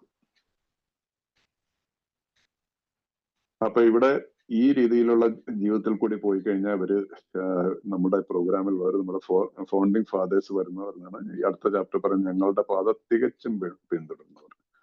ആ പിന്തുടർന്ന് തികച്ചും ആ വാക്ക് വളരെ ഇമ്പോർട്ടന്റ് ആണ്, തികച്ചും. അപ്പൊ അതുകൊണ്ട് ഈ സ്വല്പം പിന്തുടർന്നിട്ട് കാര്യമില്ല. അപ്പൊ അതുകൊണ്ടാണ് അവരില് ഇവർക്ക് ഈ രീതിയിൽ കൂടി പോയി കഴിഞ്ഞിട്ട് കിട്ടിയ ഒരു ഈ ബുക്ക് എഴുതുമ്പോഴത്തേക്ക് അവർ 11ാം പടിയൊക്കെ പ്രാക്ടീസ് ചെയ്ത കാലമാണല്ലോ. അവർ 12ാമത്തെ പടിയിൽ എത്തുമ്പോഴാണുള്ളത്. അതുകൊണ്ടാണ് പറയുന്നത് ഞങ്ങൾക്കുള്ളത് നിങ്ങൾക്ക് വേണം, നിങ്ങൾ തീരുമാനിച്ചിട്ടുണ്ട് അത് ലഭിക്കുന്നുണ്ട്. എത്ര ദൂരം പോകാൻ നിങ്ങൾ വേണം എങ്കിൽ നിങ്ങൾ ചില നടപടിക്രമങ്ങൾ എടുക്കാൻ തരണം. അപ്പൊ അവർക്ക് കിട്ടിയ ഈ 100 പേരെ കിട്ടിയ സുബോധവും അവർക്ക് കിട്ടിയ ആത്മീയമായിട്ടുള്ള ഉണർവും സ്പിരിച്വൽ അവേക്കനിങ്ങും നിങ്ങൾക്ക് താല്പര്യമുണ്ടെങ്കിൽ, നമുക്ക് താല്പര്യമുണ്ടെങ്കിൽ, then we have to take certain steps. ഈ 12 പടികളെ നമുക്ക് ഫോളോ ചെയ്യണം. ആ 12 പടികൾ ചെയ്യാനായിട്ട് ഒരു ആവശ്യം എന്താണ് പറയുന്നത്? നമ്മൾ പറയുന്നത് നമ്മളുടെ അധീനതയുള്ള മുഴുവൻ ആത്മഹത്യയോടും കൂടി തുടക്കം മുതൽ ദൃഢമനസ്കരം ഭയരഹിതരിക്കണം എന്ന് ഞങ്ങൾ നിങ്ങളോട് അപേക്ഷിക്കുന്നു. വേറെ അവര് നമ്മളോട് പറയും നിങ്ങൾ ഭയരഹിതരായി. എങ്ങനെ ഭയരഹിതരായിട്ട് നമുക്ക് ജീവിക്കാൻ പറ്റും? എങ്ങനെ ദൃഢമനസ്കരായിട്ട് നമുക്ക് ജീവിക്കാൻ പറ്റും? പ്രാർത്ഥനയിൽ കൂടിയേ പറ്റുള്ളൂ. ഞാൻ ഇന്ന് പ്രാർത്ഥിച്ച് ദൈവമായിട്ടുള്ള ബന്ധമുണ്ടെങ്കിൽ എന്റെ ദൃഢ മനസ്സുണ്ടായിരിക്കും. എനിക്ക് പ്രാർത്ഥനയിൽ കൂടി ഞാൻ ജീവിക്കുന്ന ഒരാളാണെങ്കിൽ ഭയരഹിതനായിരിക്കും. ഇതാണ് ഇതിന്റെയൊക്കെ ഈ അതർ സൈഡ് ഓഫ് ദ പറയുന്നില്ല, ഒരു നാണയത്തിന്റെ മറുവശമാണ്. ഈ മറുവശമാണ് നമ്മൾ സ്റ്റഡി ചെയ്ത് നമ്മൾ ഇതിൽ നിന്ന് കണ്ടെടുക്കുന്നത്. അതുകൊണ്ട് ബിഗ് ബുക്ക് വളരെ ബുദ്ധിപൂർവ്വം അവർ ചെയ്തിരിക്കണം. അതുകൊണ്ടാണ് ഈ ബുക്ക് നമ്മൾ സ്റ്റഡി ചെയ്യണം എന്ന് പറയുന്നത്. വായിച്ചിട്ട് പോയിട്ട് ഒന്നും മനസ്സിലാവില്ല. വായിച്ചു പോവാം, like a novel, it's not a novel. അതുകൊണ്ടാണ് നമ്മൾ എപ്പോഴും ഈ സ്പോൺസർമാരെ ഉപയോഗിച്ചിട്ട് ബിഗ് ബുക്ക് സ്റ്റഡി ചെയ്യണം എന്ന് പറയുന്നത്. ഏത് മതഗ്രന്ഥങ്ങളും അങ്ങനെ തന്നെയാണ്, ഇല്ലേ? നമുക്കറിയാം ഏത് മതഗ്രന്ഥങ്ങളായിക്കോട്ടെ. ഇപ്പൊ ഗീത നമുക്ക് വായിച്ചു പോവാം, അല്ലെങ്കിൽ ബൈബിൾ വായിച്ചു പോവാം. പക്ഷെ അതിന്റെ ആചാര്യന്മാര് ഗുരുക്കന്മാരുടെ മുഖത്ത് നിന്നത് കേൾക്കുമ്പോൾ നമുക്ക് അതിന്റെ ശരിയായിട്ടുള്ള അർത്ഥം കിട്ടും. നമുക്ക് ഇതിന്റെ അർത്ഥം ഇങ്ങനെയായിരുന്നു, അല്ലെങ്കിൽ ജസ്റ്റ് വായിച്ചു പോവാം. അതങ്ങനെയല്ലല്ലോ. സോ ദ സെയിം വേ നിങ്ങൾ ഇത് സ്റ്റഡി ചെയ്യണം. നിങ്ങളുടെ സ്പോൺസറോടൊപ്പം ഇരുന്നിട്ട് ബുക്കിനെ കുറിച്ച് ചർച്ച ചെയ്യണം. നാളെ നിങ്ങൾക്കും വേറൊരാളോട് പറഞ്ഞു കൊടുക്കേണ്ടതാണ്. മനസ്സിലായില്ലേ? സോ അതുകൊണ്ട് ഈ കാര്യങ്ങളിൽ നമുക്ക് പറയുന്നത്, നമുക്ക് എന്തെങ്കിലും ഇത് കണ്ടില്ല, ഞങ്ങൾക്കുള്ളത് നിങ്ങൾക്ക് വേണമെന്ന്. അപ്പൊ നമ്മളുടെ കയ്യിൽ എന്തെങ്കിലും ഉണ്ടെങ്കിലാണ് നമുക്ക് മറ്റുള്ളവർക്ക് 171ാമത്തെ പേജിൽ കൊടുത്തിട്ടുണ്ടല്ലേ, നമുക്ക് നമ്മളില്ലാത്തത് മറ്റൊന്നും മറ്റൊരാളിലേക്ക് കൊടുക്കാൻ നമുക്ക് സാധിക്കും, പറ്റില്ല. അപ്പൊ അതുകൊണ്ട് 12 പടികളൊക്കെ എഴുതിയതിനു ശേഷം ABC എന്ന് പറയുന്ന ഭാഗത്ത് സിയിലുള്ളൊരു കാര്യം പറയുന്നുണ്ട്. ദൈവത്തെ തേടിയാൽ ദൈവത്തിന് ഇത് സാധിക്കും, രോഗശമനം വരുത്തുകയും ചെയ്യും. ഈ കാര്യം എയും ബിയും സിയും 3 കാര്യങ്ങളുണ്ട് അതിനകത്ത്. ഞങ്ങൾ മദ്യപാനികളാണ്, ഞങ്ങളുടെ അതൊന്ന്. രണ്ടാമത്തെ കാര്യം, ഞങ്ങളുടെ മദ്യപാന രോഗം ശമിക്കാൻ ഒരു ശക്തിക്കും കഴിയുമായിരുന്നില്ല, ഒരു മനുഷ്യശക്തിയും കഴിയുമായിരുന്നില്ല. അപ്പൊ ദൈവത്തെ തേടിയാൽ. അതിനുശേഷം പറഞ്ഞാൽ ഇത് ബോധ്യപ്പെട്ടാൽ ഞങ്ങളുടെ ആഗ്രഹങ്ങളും ജീവിതങ്ങളും ഞങ്ങൾ മനസ്സിലാക്കുന്ന ദൈവത്തിന്റെ സംരക്ഷണത്തിലേക്ക് തിരിച്ചുവിടുവാൻ തീരുമാനമെടുത്തു. I made a decision. It's an agreement. ഒരു എഗ്രിമെന്റ് ആണ്, ദൈവവുമായിട്ടുള്ളൊരു എഗ്രിമെന്റ് ആണ്. ആ എഗ്രിമെന്റ് സാധ്യമാവുന്നത് simple way, that is prayer. ദൈവമേ, ഞാൻ ഇന്നു മുതൽ ഒരു പുതിയൊരു തീരുമാനത്തിൽ അങ്ങയോട് ചേർന്ന് നടക്കാൻ തീരുമാനിച്ചിരിക്കുന്നു. അല്ല, അതല്ലേ ഈ തീരുമാനം എന്ന് പറയുന്നത്. ഈ തീരുമാനം എടുത്തെന്ന് പറയുന്നത് വെറുതെ കാറ്റിൽ പറയുന്ന ഒരു വാക്കല്ലല്ലോ അത്. അപ്പൊ നമുക്ക് 3ാമത്തെ പ്രയറിലേക്ക് എത്താൻ പറ്റുമല്ലോ. അത് അപ്പൊ നമുക്ക് ഇവിടെ വെച്ചിട്ട് ഇന്നത്തെ ഇത് നടത്താൻ ഒരു സെഷനോടെ നമുക്ക് പറ്റുകയാണെങ്കിൽ അടുത്ത വ്യാഴാഴ്ചയോടെ കണ്ടിന്യൂ എന്നിട്ട് അന്ന് തീർക്കാതിരിക്കും. അപ്പൊ അതുകൊണ്ട് ഇത് ബോധ്യപ്പെട്ടാൽ, ദൈവത്തെ തേടിയാൽ ദൈവത്തിന് സാധിക്കുകയും രോഗശമനം എത്തുകയും ചെയ്യും. ഇത് ബോധ്യപ്പെട്ടാൽ, ഈ കാര്യം ബോധ്യപ്പെടണം നമുക്ക്. ദൈവത്തെ തേടുന്നതിനുള്ള ഏക മാർഗം എന്റെ അനുഭവത്തിൽ പ്രാർത്ഥന തന്നെയാണ്. പ്രാർത്ഥനയിൽ കൂടിയും അതിനോടനുബന്ധിച്ചിട്ടുള്ള നമ്മളുടെ അവരവരുടെ വിശ്വാസനധിഷ്ഠിതമായിട്ടുള്ള ടെക്സ്റ്റുകളെ, വിശുദ്ധ ഗ്രന്ഥങ്ങളെ അവലംബിച്ചുകൊണ്ട്, അത് അവരവരുടെ സ്വാതന്ത്ര്യം, അത് വേണോ, ഏതൊക്കെ ഇത് സ്റ്റഡി ചെയ്യണം എന്നുള്ള അവരവർ തന്നെ. പക്ഷെ ഈ ഒരു ബുക്ക് പഠിച്ചാൽ തന്നെ ഇതിനകത്ത് എല്ലാം ഉണ്ട്. ഇതൊന്നും പ്രത്യേകിച്ച് ബിഗ് ബുക്ക് ഒരു ദിവസം പൊട്ടിമുളച്ചൊരു ആശയമല്ല. മതത്തിൽ നിന്നും വൈദ്യശാസ്ത്രത്തിൽ നിന്ന് എടുത്തിട്ടുള്ളതെന്ന് എല്ലാവർക്കും അറിയാലോ. സോ ഫോളോ ഇറ്റ്, ഇതിനെ പിന്തുടരുക. അതുകൊണ്ട് ഇന്നത്തേക്ക് ഞാൻ ഇവിടെ വെച്ച് നിർത്തുകയാണ്. എല്ലാവർക്കും ഇന്ന് വന്ന എല്ലാവരോടും സന്തോഷമുണ്ട്. നിങ്ങൾ വന്നതിൽ ഒത്തിരി സന്തോഷം. Thank you very much.